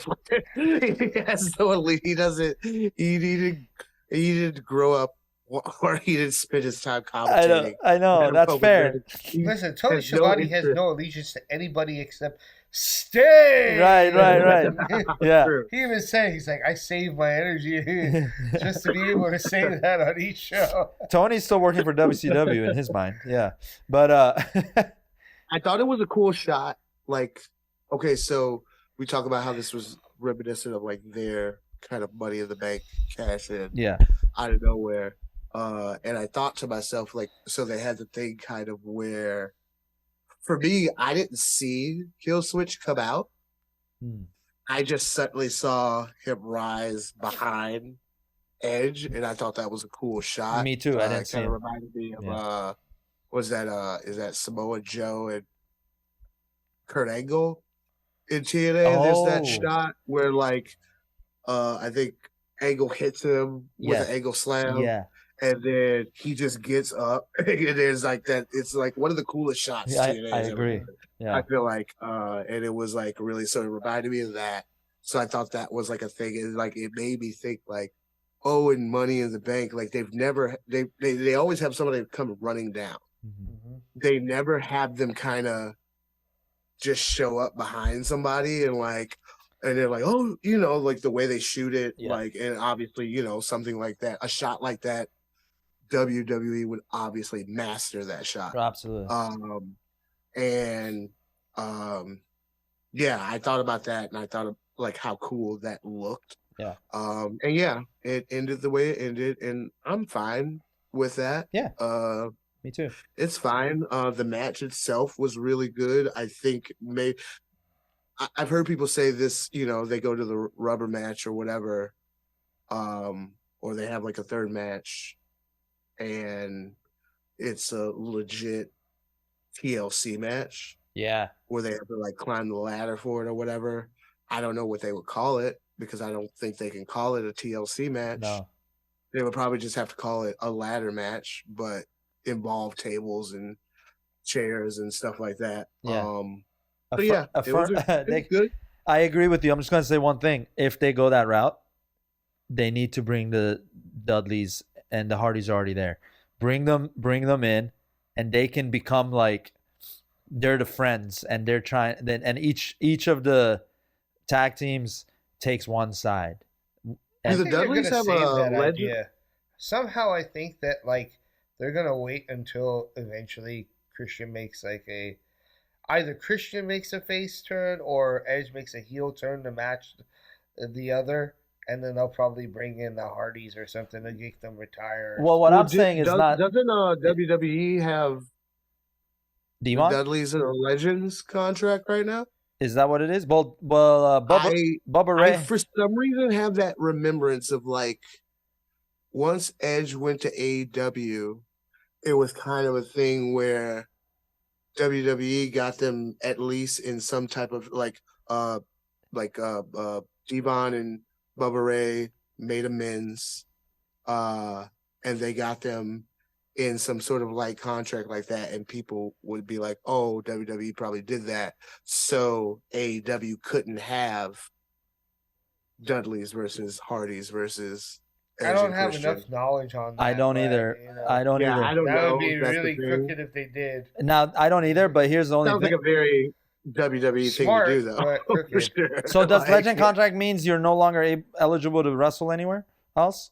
I think so because so remember when Bret Hart was supposed to show up when FTR and CM Punk was there at the same time? Yeah. But then there was a conflict of that because they were going to sign WWE was going to sign Bret Hart to another like short stint Legends type of thing. I don't know. Like I don't know the specifics. But that I feel like that needs to be agreed upon. That does, I think that would be in the contract that you can't go do another major promotion. You could probably go without do permission, something in without Japan permission. or like go, or something like that. There's but been they won't let exceptions, them. but they need to give you permission, and they pay you a certain amount. You get a right even without working. Right. Even if they don't use you on TV, you get a regular stipend every year of being on the Legends contract that ensures that you have incentive not to violate that contract. Yeah, maybe. I don't know. But assuming that's not the case, what I was saying, and you're saying something different than I'm saying. What I'm saying is the rubber match here between Adam and Christian, if it is a TLC match without it being called a TLC match, I'm saying let the Hardys and the Dudleys come in, and each tag team is on the side of one of the two. So like the Dudleys maybe are like on Christian's side, so they're heels. Yeah. And then Hardys are on Adam's side, is what I'm saying. I mean, technically, you could always do because I mean, we talk about the Dudleys and Edge and Christian and the Hardys. I mean, originally though, it was just Hardys versus Edge and Christian. Yeah. In a ladder match, so you can always do like where, so Adam's gonna need two people to watch his back because of Nick Wayne and Kill Switch. Yeah. The Hardys show up to do that. That'll be It's fine. I mean, that's good enough. That's good. I feel like. I don't want to see Jeff Hardy do too much. Well, that's the thing. You're right. Yeah. I don't want to see him do too much. Yeah. So that's me personally. That includes drinking. Fans think Yeah. I agree with that. Okay. So we'll see. We'll see where it goes. But this match, the only couple things I mentioned that I didn't like about it is why I give it an A-. Otherwise, I thought it was a great match. What do you give it? I don't think I was as critical as you were with this. Yeah. But I understand why you were. I mean, I feel like you've been really invested in the storyline, so you're probably a little bit more. You scrutinize it a little bit more. You have it under a bigger microscope. Yeah. So I'm gonna give it an A. Okay. Keith? I give it an A-. All right. A-. Okay. No. And Bleacher gives it a. Who gives a shit? They give it an A-. But yeah, so we're moving on to two more matches of the evening. What's that? The headliner of the evening. Oh, Eddie All right. Kingston. Yeah, Eddie. Oh, It's Eddie Kingston, John Moxley, but he was one of the headliners because he was New York's boy. Eddie Kingston, John Moxley. We talked about this earlier. Continental Championship. John Moxley was obviously ahead in the points. Eddie Kingston was the underdog, clearly, and these two have a lot of history. They mentioned all of that. Eddie took it. Not in the best way. I didn't like the finish, but it was a decent match. I'll let you guys start. Keith, what'd you think? I thought this match was pretty cut and dry. I think we kind of saw the story formulating, especially once he beat Danielson. I was like, oh, he's gonna beat Moxley. Just to complete that whole of people he couldn't beat. He couldn't beat Claudio for a long time. He beat Claudio. I thought the match was pretty cut and dry. I enjoyed the match. I think I wrote really good match. I like Moxley showing respect at the end. The most underwhelming part to me was they had the two belts that Eddie Kingston already had. And then they were going to unveil the third belt. Yeah. The way the belt looks, underwhelming to me. Yeah. I'm kind of a belt snob though. I mean, it's good enough to be carrying 3 belts, Yeah. That aesthetic is always great. If you had that Continental title by itself, I don't know how great it would look. Right. But good end to a good story. Interesting to see what they do with Eddie after this. Right. Because now I don't really have a vision of what Eddie does besides defend the belts competitively. Probably a decent ROH run to keep ROH going. It was very cut and dry. Yeah. And it's very good. I give this match an A. Okay. All right. Give this match an A. Okay. I think also Danielson on commentary. Yeah. Love that. I like how Danielson wouldn't admit, they're like, you got to give Eddie Kingston props, and Danielson's like, well, I will say this. Yeah. And even during the whole match, he was like, he was building up how he still considers Eddie a bum, right? But he highlighted things that Eddie was good at, as far as between Moxley and Eddie Kingston. Eddie Kingston is probably the better striker. Yeah. As his character tells that story. It was good. I agree. I think hometown match. Yeah. I agree. I think Bryan Danielson being a little petty on commentary was good. It was good for he was really selling that the ego, the sword. Which could go back to your thought about how the first 8-man could mean something. That group won. Yeah. They have a 4-way. Mm-hmm. Danielson wins that 4-way, challenges Eddie again for the belt. That could lead to that. You know what I mean? I thought it was a good match overall. Yeah. So A for you. What about for you? Well, I'm a sucker for what JR would probably call a slobber knocker, because that's what it was. This was basically 2 guys with mean streak attitudes beating each other's ass. And they're good friends, by the way. Yeah. Mm-hmm. And they have great chemistry inside the square circle. Not much to say about that. That would add on to everything that was just mentioned earlier. Yeah. I'm curious as to why you didn't like the finish, because I actually did like the finish. Okay, tell me why. And because for starters, that's Eddie's move. Right. It's not like something that was accidental or was just like some planned spot or whatever. They were in the middle of like a striking battle. Yeah. And as Danielson alluded to even in the commentary, that was his strong point, what he held over Moxley. So for him to use the one thing that he has over Moxley to eventually be what won the match for him and what caught Moxley off guard, Yeah. I thought it was fitting. Do I think it was like the most brilliant finish ever? No, but I thought it was probably the best, the finish that would be the best explained in regards to Eddie Kingston's character, because I don't think that you're going to see him pull out some sort of weird technical move. Yeah. I don't think that this was the kind of match where we were expecting some sort of swerve.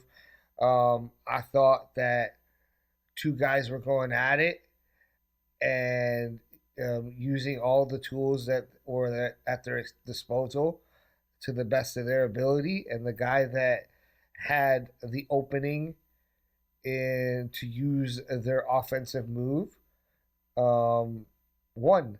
And yeah, I mean, even Moxley, and not to say Moxley didn't, Moxley hit the Death Rider during that match, and I find it always interesting. They can't seem to make up their mind about that move. On one hand, on one show they'll call it the Death Rider, and on another show they'll go back like this show and call it the Paradigm Shift. Yeah. Yeah. I feel like at some point there was supposed to be a difference between the two. Like, I feel like they tried to establish that like early on. I heard that too. But like, I think it's end up being, because it's just basically, I think the Paradigm Shift is the underhook, boom, DDT. Yeah. But then when it's the Death Rider, it's supposed to be like more elevated. Yeah. Or but I feel like they just kind of blended together. Yeah. As of late. And then, when he doesn't necessarily pin them right away from it, it's the Paradigm Shift. Yeah. But when he does, it's the Death Rider. I don't know. Yeah. So basically, it's their little shot at WWE. Your version's inferior, but our version. Right. Yeah. That's funny. I think, yeah. What was it called in WWE? And WWE was the Paradigm Shift. In AEW, it is the Death Rider. Yeah. Oh, okay. But did you say that they call it Paradigm Shift in AEW as well? Something? Yeah, they did it in this match. Yeah. But like he said, in the originally, I think that they were trying to distinguish it. Like the original, just standard double underhook DDT was supposed to be the Paradigm Shift, and the elevated one where he lifts him, and then drops him was supposed to be the Death Rider. Right. But now they just use them interchangeably. Have you noticed that more and more, like especially during the tournament, Moxley has been using the curb stomp? Yeah. Like he's like throwing the curb stomp in there randomly. Right. And I'm assuming that's a hello Seth like type of deal. But well, maybe not so subtle, because on that list of 50 wrestlers, didn't Seth get ranked under Moxley? Wasn't it Seth, then Moxley, then Roman? Oh, maybe. Yeah, I think it was Moxley that at one number year 2. PWI. Well, that one year Moxley was number 1 on PWI for sure. But yeah, this year the top 3 were all the Shield. He held the company down for however long. But yeah, I thought it was a cut and dry match, man, and it was good and it was satisfying. And now we'll see. I think Moxley deserves a break finally. I remember he was supposed to take a break the first CM Punk incident, right? And then he didn't. If they give him a break, he's been there ever since. He had that great feud with I thought it was a great feud with Orange Cassidy. Yeah, excellent feud. Like between Orange Cassidy and Moxley, those are the two workhorses Absolutely. AEW without question. I don't know if they can give him a break though. I mean, they can obviously. But Darby Allin too. the but yeah. problem with the giving him a break right now Yeah. that AEW runs into is, they've just So MJF, I don't think is coming back right away. I think he's Right. clearly, even in this match that we're about to talk about, his abilities were clearly hindered, and he needs rest. He has a torn labrum, among other things, and He wrote that letter. Did you read that thing that he wrote? I did not. No. So on Twitter, he posted basically a letter that he wrote. I don't think it was like distinctly to anyone. It was just like to wrestling Yeah. as a whole. He was just like, I'm hurting. Like I'm in pain. Yeah. And like, I mean, to be fair, MJF has wrestled a lot in the past year. Like ever since he became champion, and then they amped up kind of his schedule. Yeah. It was more he used to pride himself in like being an attraction and not having to wrestle a bunch. And as soon as he became champion, which I think was necessary, Yeah. he proved what he could do for any naysayers or whatever. Which I guess we're talking about this match now. Yeah. We can talk about it. I was just gonna end on that closing note that they're gonna lose MJF for a while. They're gonna lose Kenny Omega, another top star. Yeah. They could be in the future on the verge of losing Jericho. Right.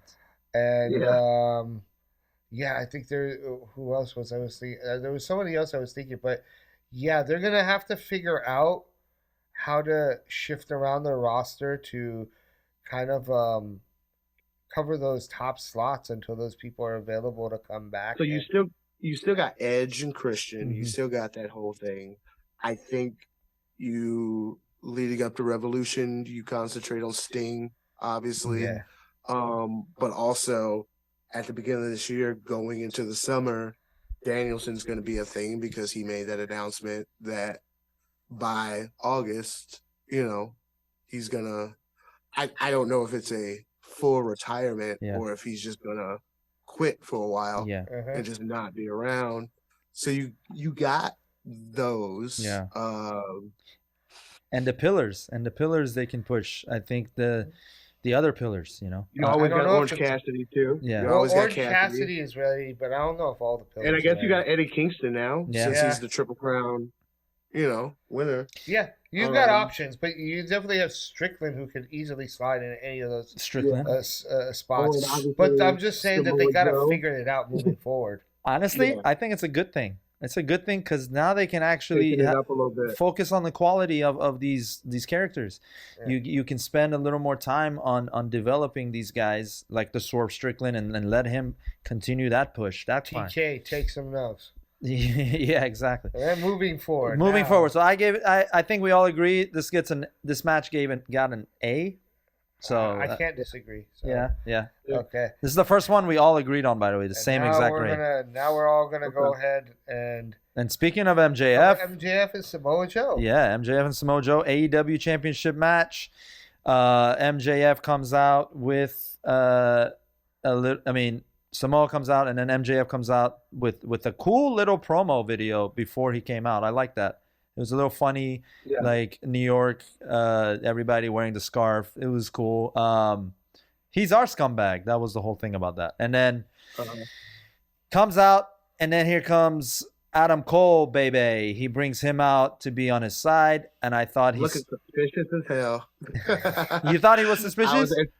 As soon as he came out, I was like, all right, well, my dreams are shot. Like, there's no other reason for him to be out there unless they drew me in and made me feel safe in another way. Like, it just more so I was like, okay, it's probably going to be Adam Cole. Who did you think was the devil initially? Oh, yeah. Cardona. Well, it was like it was a difference between who I wanted it to be and who I thought initially,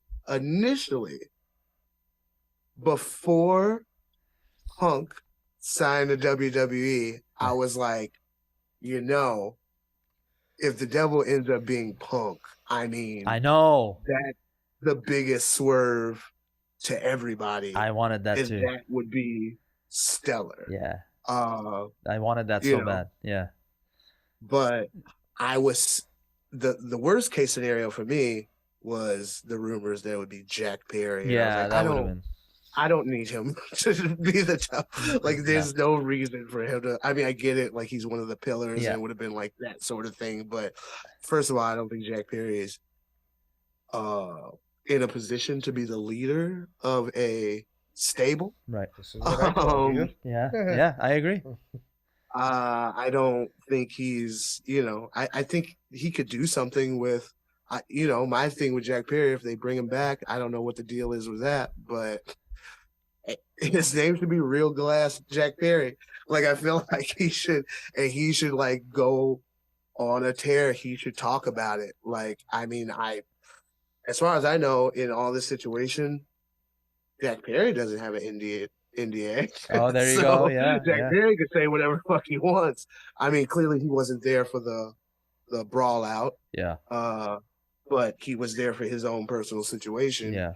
I say, you want to make him a heel, like they were trying to do, just go ahead and let him go crazy with that a little bit. Yeah. Like, I mean, give him limits, obviously. Yeah. Because you don't want to give too much to where then CM Punk has to say something on WWE television and allude to that. Right. Because, I mean, obviously, who's going to be better at doing that? Probably CM Punk. But yeah, like I think Jack Perry, Real Glass Jack Perry. Like, I think that should be his thing. So with that said, what were your thoughts on this match and going into the reveal of Adam Cole being the Devil and how this match? So I guess I wasn't sure that MJF was going to lose the title. Yeah. I wasn't necessarily sure. That's a good thing in my opinion. Yeah. Because I thought that even if they do the reveal of the Devil, then that would just continue. Yeah. MJF having to deal with that, right. Whatever. With that being said, I thought the match was it was a less competitive match for MJF for obvious reasons. Like, I mean, building up the injuries and the schedule that he's had. Yeah. It was fine. I think it played up to like all the story points. Joe was Joe. Yeah. I was kind of upset in this whole match that we didn't get I was hoping that, so how he kept trying to do the kangaroo kick. Oh yeah, we didn't get it. Yeah. I was hoping that he tried to do the kangaroo kick off the top rope. And then Joe did that spot where he just walks away. Yeah. Like, that's what I was hoping, like, maybe happened. That didn't happen. Mm-hmm. That's fine. We get to the finish. First there's the whole Max has a chance to get the ring from Adam Cole. What was that Adam about? Cole does it. Yeah. So I was like, here we go. Like, because I thought maybe that was just going to be a part where he took the ring out, hit him, or like, fuck you, or like something like that. But they still put you in a safe place. So we're like, maybe it's not Adam Cole. Yeah. Because then he found the ring, gave him the ring. But as soon as he got the ring on, Joe catches him. That was well done, by the way. That was well done. Yeah. I had a different opinion of the finish when it happened than I do now. Okay. When it first happened, it was more like, I was like, wait, what? What happened? Like, oh, did he just lose? Yeah, exactly. But I find it kind of interesting. I think MJF has always done a good job of taking the most simple tropes in wrestling and making it a big deal. And I mean, when's the last time we saw a championship match or a big match where a person's a big face, person's a big heel, and they do the three of the arm and it just fucking falls, man? I mean, kind of innovative. Yeah. I think They don't even do that anymore in WWE. It's more just one now, and it's done. like you're conditioned to be like, oh, the arm's gonna go up on 3, Right. Like so. So I thought that was interesting. Like it's sitting better with me now than it was when it happened. The crowd hated it. Yeah. I mean, it's New York. Yeah. So yeah. They started chanting bullshit. Yeah. And I did like the way the referee played it up too, like the way he reacted to it, because he was like, "Wait, what?" He was like, right. No, you're the champion. You're not supposed to go down. He sold it really well. Yeah. You're right.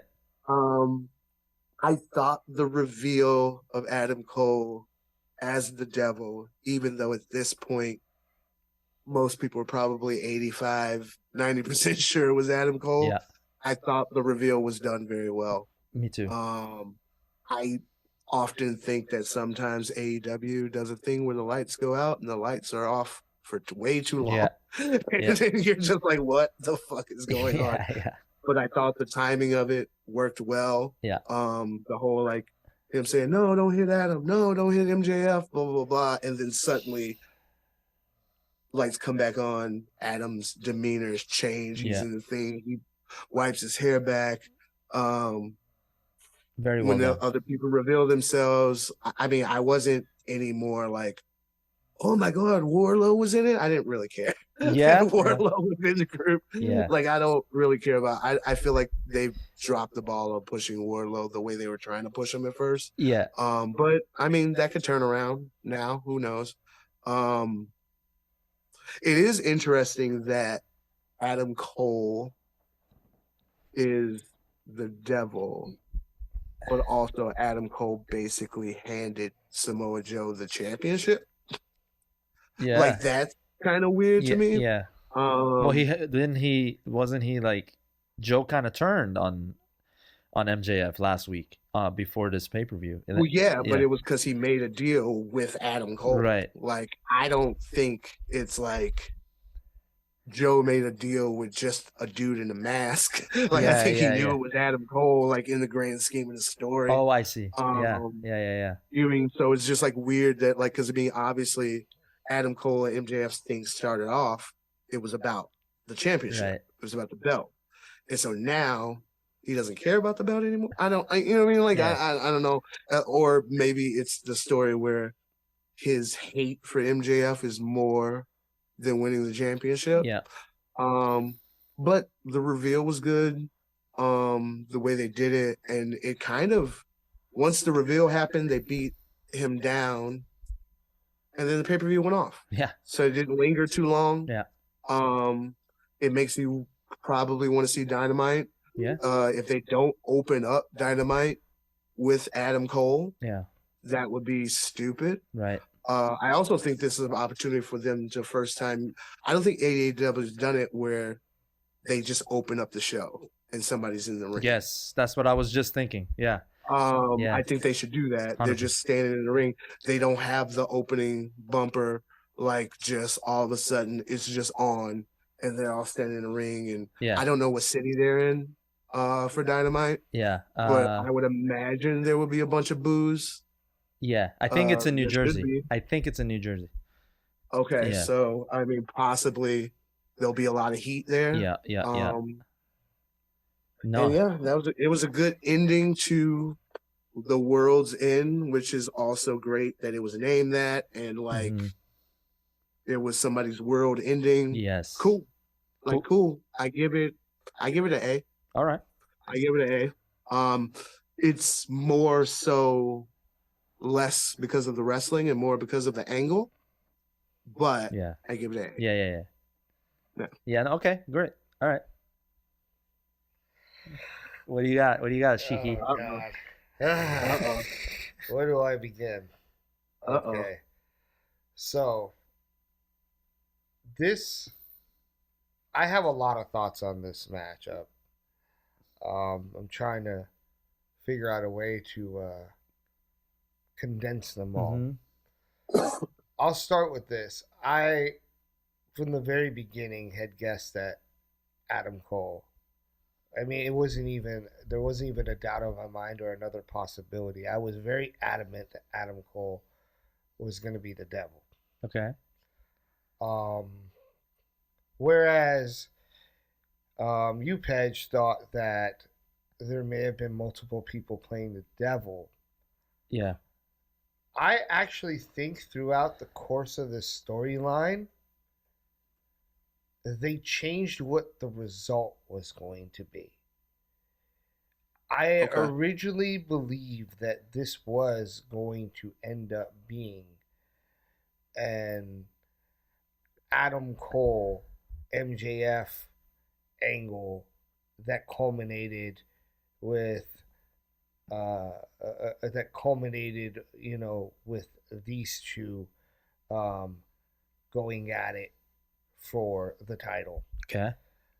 Where I think that plans may have changed. We trace it going back to CM Punk. Yes. Yeah. CM Punk's departure kind of freed up Joe to do something else instead of continuing what he may have continued with CM Punk. And his ROH run, the TV championship. All of that, I think, was a part of it. Yeah. Because for a number of reasons. The win at Wembley, maybe, too. Mm-hmm. Yeah. Punk just beating Joe at Wembley. Yeah. I don't think that was part of this. Right. I know. No. I think that they, but I don't think that Joe would have, kind of like when he lost to MJF, he didn't let it go. Yeah. I don't think that Joe would have been so quick to let this go. I think they would have aimed for an AEW trilogy. Yeah. They didn't have a rubber on that one, right? Yeah. Yeah. They didn't have the rubber. No. The other, but the other thing about the other reason why is AEW had all these storylines revolving around MJF, which they couldn't. They kind of wrote themselves into a corner. Yeah. They had the Wardlow thing, but they didn't know what to do with it other than having him squash people and how to build it because they already had, the Devil storyline going on. Initially, even before the Devil storyline was a thing, they had. I still refer to I know they have another name in AEW because of the rosters, slightly different, but it's basically the members of the Kingdom. Yes, it is the ROH. Kingdom. They call it that, yeah. So, it's the Kingdom from ROH, basically trying to pry Adam Cole away. So, how do you get all these things to get wrapped up in one bow while still making it make sense? And I think, and then not only that, I think plans also changed again in terms of how they wanted to fill in the lead up to this with Adam Cole's legitimate injury. I think the approach and the setup and the execution of how they originally wanted the story to go would have been different. But with Adam Cole getting injured, and let's just say the Kingdom probably weren't credible opponents at that point in time, and Wardlow just coming back with no build-up, they created a legitimate threat who had now been freed up because CM Punk has left the company and there's no continuing feud with this. They got to give Joe direction. The MJF's injuries are rapidly accumulating. They got to get them off TV, and they got to do it in a way that makes sense where all these characters' arcs kind of come together, so they're not lingering. Like, for example, like if they would have just had Adam Cole be the Devil, but like these guys were not a part of the group, and it wasn't some other random guys like, say, a Jack Perry or something, then how do you tie up all these storylines that were just out there and explain what happened to them? Each of those guys legitimately that took off their mask had a reason to be there. Yeah. Wardlow had motive to team up because of the revenge. Mm-hmm. The Kingdom had it because they felt, quote unquote, in the beginning that they had stole Adam Cole, and there's still it's still up in the air. I don't know how they're going to explain it, but it very well could have been that Adam Cole may not have started on that route. Yeah, he may have been convinced to go to Devil on that route shortly after he lost that title match to MJF and couldn't bear the loss. Yeah. From that point on, the injury, and then these people get in his ear, like, he really doesn't care about you. Yeah. He is a scumbag, and he says it to you. Mm-hmm. So, and then Joe, how it ties up, because, that guy was willing to do whatever he thought humanly possible to achieve his ultimate goal, which was to get the title. Yeah. Adam Cole's goal, which is why they have the tag titles, the ROH tag titles, and why possibly they didn't go the route with him completing the title run, is because they knew that MJF was going to be off television for a while. So there was, even if Cole would have won, there would have been continuing feud, but MJF wouldn't have been able to continue it because of his injuries. Yeah. So they needed somebody to carry it while Cole finishes healing up and MJF heals up from his injury. Someone's still got to represent the company. Here is come in Joe. The explanation is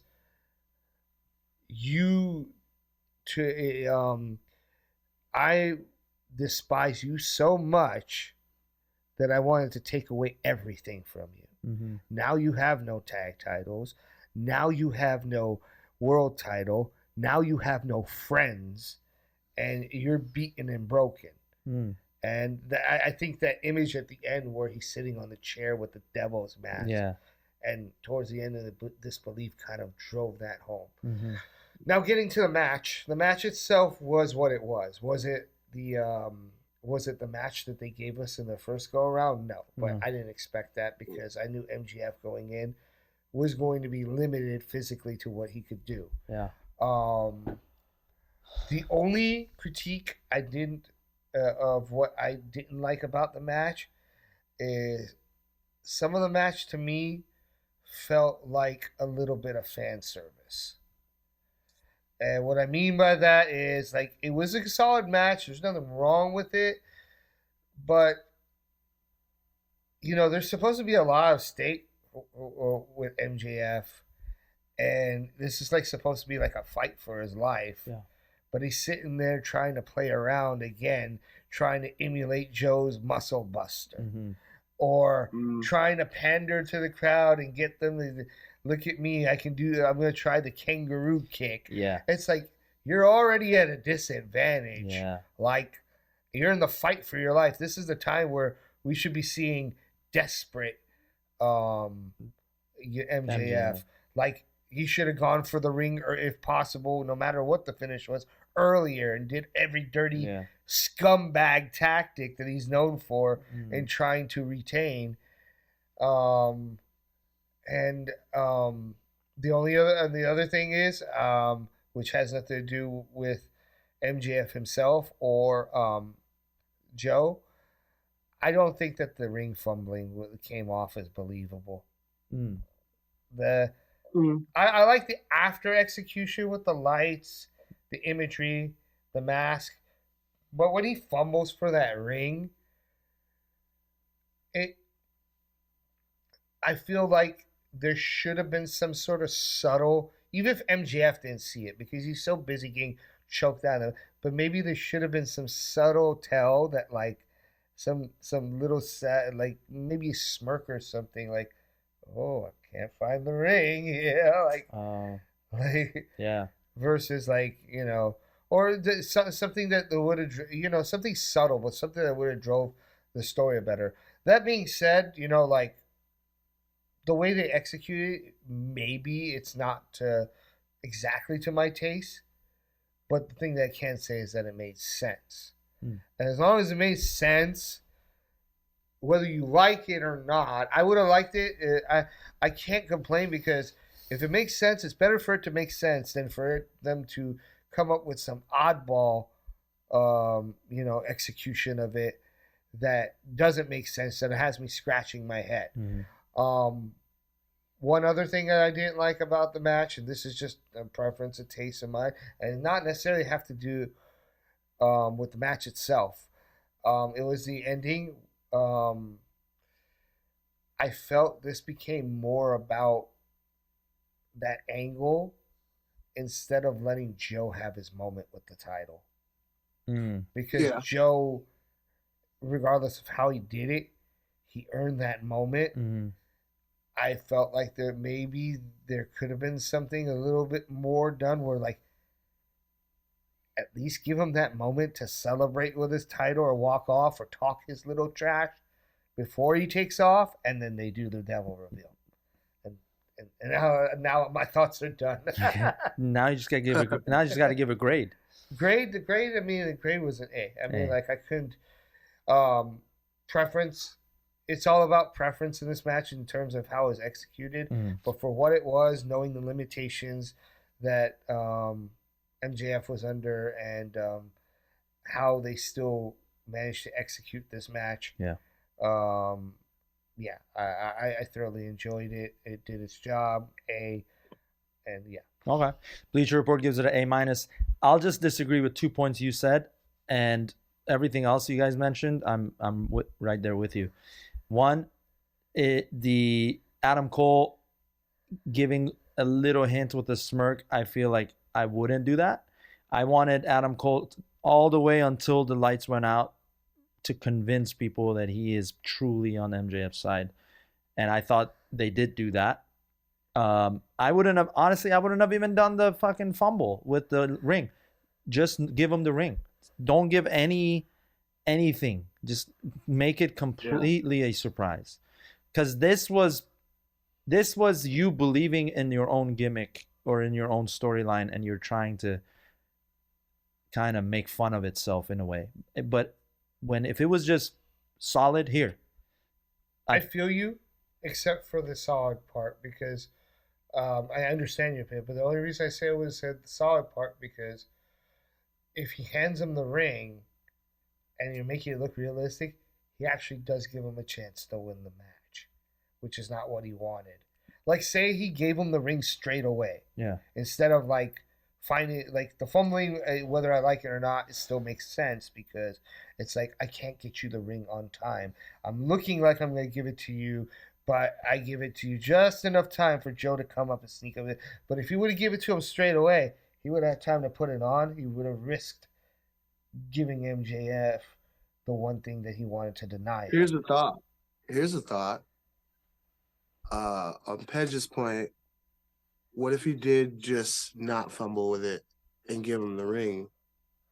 And what if he does nail Samoa Joe with it, and Samoa Joe either still kicks out or like almost even no-sells it in a way, like he hits him with the ring, Joe like goes down, gets right back up, now he's like bleeding. Yeah. Or something like that. And now he's like super pissed. Yeah. I think that helps your point in where it gives Joe more of a moment in the match. I don't know. Like, I think that kind of. I think this match has so many what ifs. Yes. So many what ifs. There could have been a number of approaches to it. Yeah. Yeah. And like you said, it goes all the way back to.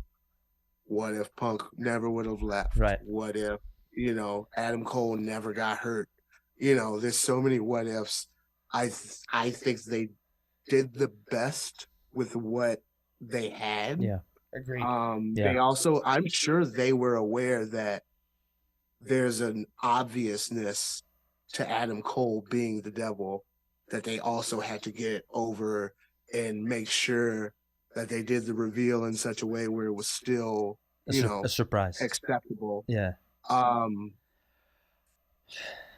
My last point about this match, I think the person who benefited from this whole angle the most, besides Joe, because he won the title, Roderick Strong's character work throughout this whole thing was very enjoyable. It was very enjoyable. And I think Roderick Strong kind of inched up another level as far as like, I mean, clearly we all knew Roderick Strong as a great wrestler. Yeah.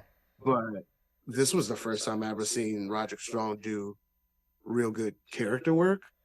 And I think his character benefited from it a lot. I mean, maybe even, I don't know how this would have ruined it, or like, I mean, obviously Adam Cole makes the most sense. If the Devil ended up being just Roderick Strong, I don't think I would have a lesser opinion about the outcome. Yeah. Because then you level up another player for, like you said, all these people are gone, leaving, hurt, whatever. Now you got Roderick Strong back in it. He's like, oh, my neck never hurt the whole time. Like, you know, all that kind of stuff. But again, so many what ifs in this match. And I think they did the best with everything that they were given and was taken away from them with this angle. Yeah. Right. You want to respond about the Roderick Strong? Roderick Strong, well, see, in retrospect, when you look back on it, this is for me, of course. In retrospect, it now makes sense. Watching it as it was transpiring, it kind of seemed a little campy to me, like almost WWE-ish, like Mae Young giving birth to a hen, kind of campy. But now, you know, the way that it was executed, like now that they've tied it up instead of whereas before I could only look at it piece by piece as it was going along. Now I see the whole puzzle. Now it makes sense. As I said before, regardless of, you know, what my preference or my tastes are, if it makes sense, I can't be mad at it. Yeah. So now seeing everything in the full picture, I have a better understanding and a little bit more of appreciation for what Roderick Strong was doing throughout the angle. Okay. Yeah. I like the Roderick Strong. I still, to a degree, I'm like, okay, it's Roderick Strong. It's like, to me, as far as the ring mishap, if he was straight with it, there's another way. I like what you said about Joe getting that moment of anger and winning anyway. But if they wanted to have a mishap and it wasn't so botchy, they could have just did a callback to when Adam Cole left the ring in the ring a month ago or a couple months ago, and then who was it who grabbed it? And it was Jay White. Jay White. It was in that Jay White match. Yeah. Was it Jay White who left that ring in there?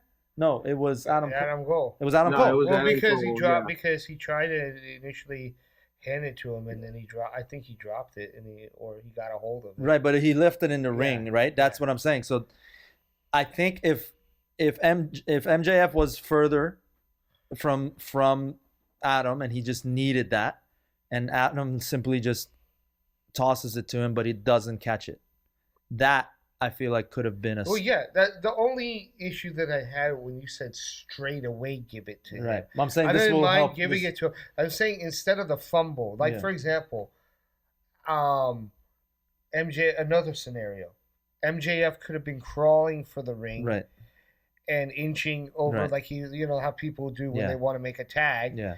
Adam Cole could have been trying to reach like this, but not really, and then. Before he grabs the ring, Joe comes in. Yeah. No, all of these are valid, and these can all, again, these are now to go back to what actually happened. What ended up actually happening? I think it worked. The reveal was fine. And I also give it an A. And the one last thing we haven't talked about, if you need to get that, you can get that. Yeah. Let's step out for a second. Yeah. The final thing, the one thing we haven't talked about is the contract situation of MJF, because it was supposed to be 2024 where he would decide where he's going. He's mentioned it several times, heel or face. He's mentioned that, I might go up to New York or whatever. So we also don't know if he's going to be off TV just because he's hurt. Is he actually? Well, I don't know if it's kayfabe or not. He's been removed from AEW's roster. Oh. Yeah, that's like a legit thing. You can look that up. Wow. He's been removed. People have been reporting that he's been removed from the roster. Now, with that being said, a lot of people are like, this is MJF keeping up with the story of his free agency. Right. I don't know. I mean, I guess I feel like it could either be like, I mean, obviously there's only two choices, but it's like, okay, so MJF hasn't signed a contract yet. Yeah. And he's going to take some time to rest and then negotiate a contract. Yeah. I think with everything that's happened, everything he's done, I think him as a person is heavily leaning towards AEW to resign. But obviously also money's money. Yeah. But also I think for him also creative direction is creative direction too. Yeah. So we don't want MJF I don't think anybody wants MJF going to WWE and getting lost. Yeah, exactly. In that shuffle at all. Exactly. And that's always the scary part. Obviously, it's less scary with Triple H in charge rather than Vince being in charge, but there's that. Also, there's the idea that he's already signed a contract. And this is all him keeping up with kayfabe, and maybe while he's hurt, they'll run that thing of him possibly negotiating or wanting to leave. Right. Because he has no friends in AEW now, or keeping up with that sort of story. Yeah. I guess we got to see how this unfolds. We got to see. So I think so.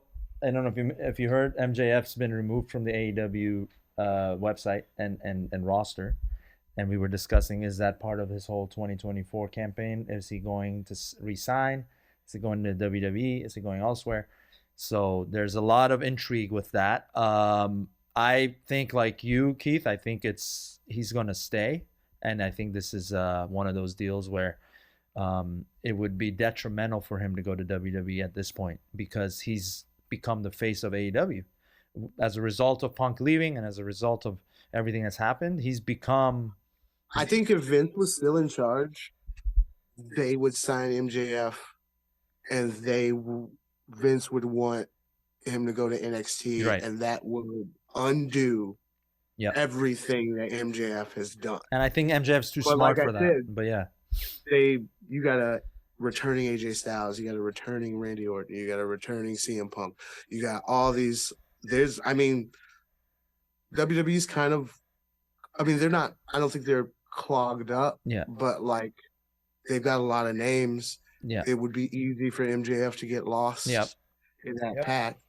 But also, like I said, there's the underlying part of me that thinks like MJF already signed a contract with AEW, and they're just playing this out for story's sake. Yeah. So who knows? Yeah. And I think that's part of it that we don't know. Right. And I think MJF's really good for his young age of like keeping those type of things tight-lipped. Yep. I agree. Obviously, there's heavy, there could be somebody could do some sleuthing and heavy research on it. Yeah. To figure it out. Yeah. But it's almost more fun. Yeah, it's more fun not to. Why do that? Yeah. Like, let's just watch it and see what happens. And them taking him, like removing his name from the AEW roster on the website and stuff is an interesting detail, whether it be kayfabe or not, in this story. That's I right. think. The bottom line, and we'll wrap up this episode, as I know we've gone. We did a whole pay-per-view to do a pay-per-view. Oh yeah, this was a all elite pay-per-view length right podcast. podcast. But it was intriguing the whole time. I gotta say, I've been in. We all have made great points. Thank you for coming on. Obviously, I apologize that I'm such a talker. no. You made great points, and it fed itself. It was good. I was just gonna say this. The bottom line at the end of the day is, before it escapes my mind, is what we're gonna keep wanting to watch it now because of what's happening. It was a great way to end it, and I think this storyline of the devil and everything with MJF, this was the one that you can see AEW cares about the most, and you saw it in the writing, you saw it in the reveals, you saw it in the details, like the removal of his name. Like, they're paying attention to every step of this angle and this story. So yeah, so comment, thank you for watching this episode. Let us know what your thoughts are, where you think it's going, where MJF is going, what the devil reveal, what you thought of that, the whole pay-per-view as a whole. Any final thoughts before we wrap this thing up? Not really. I think we've covered just about everything. That's right. I think we have. Keith, do you want to plug away your socials and where people can follow you and find where you're at? You can find me. My name is Keith Evans. You can find me Evans from the Heavens on every platform. I post content, show updates, all of that. I think there's some things going on where, like, my shows will be influxed this year, so I'm hoping for that. Good. Hoping for some exciting things for that. So just keep in contact, and you can see all that shit unfold. Absolutely. Very cool. Man of the 3 hours, Keith Evans. My man Weapon X, give him a follow, Weapon X MC. I'm Pej Maniac on Instagram and everywhere else. And this is Legend of Wrestling Podcast, episode 8, The World's End. Happy New Year to everyone, and let's see where AEW is headed. You suck, Underjoy. You suck, Fabulous Moolah. You suck, Jim Roberts. You suck.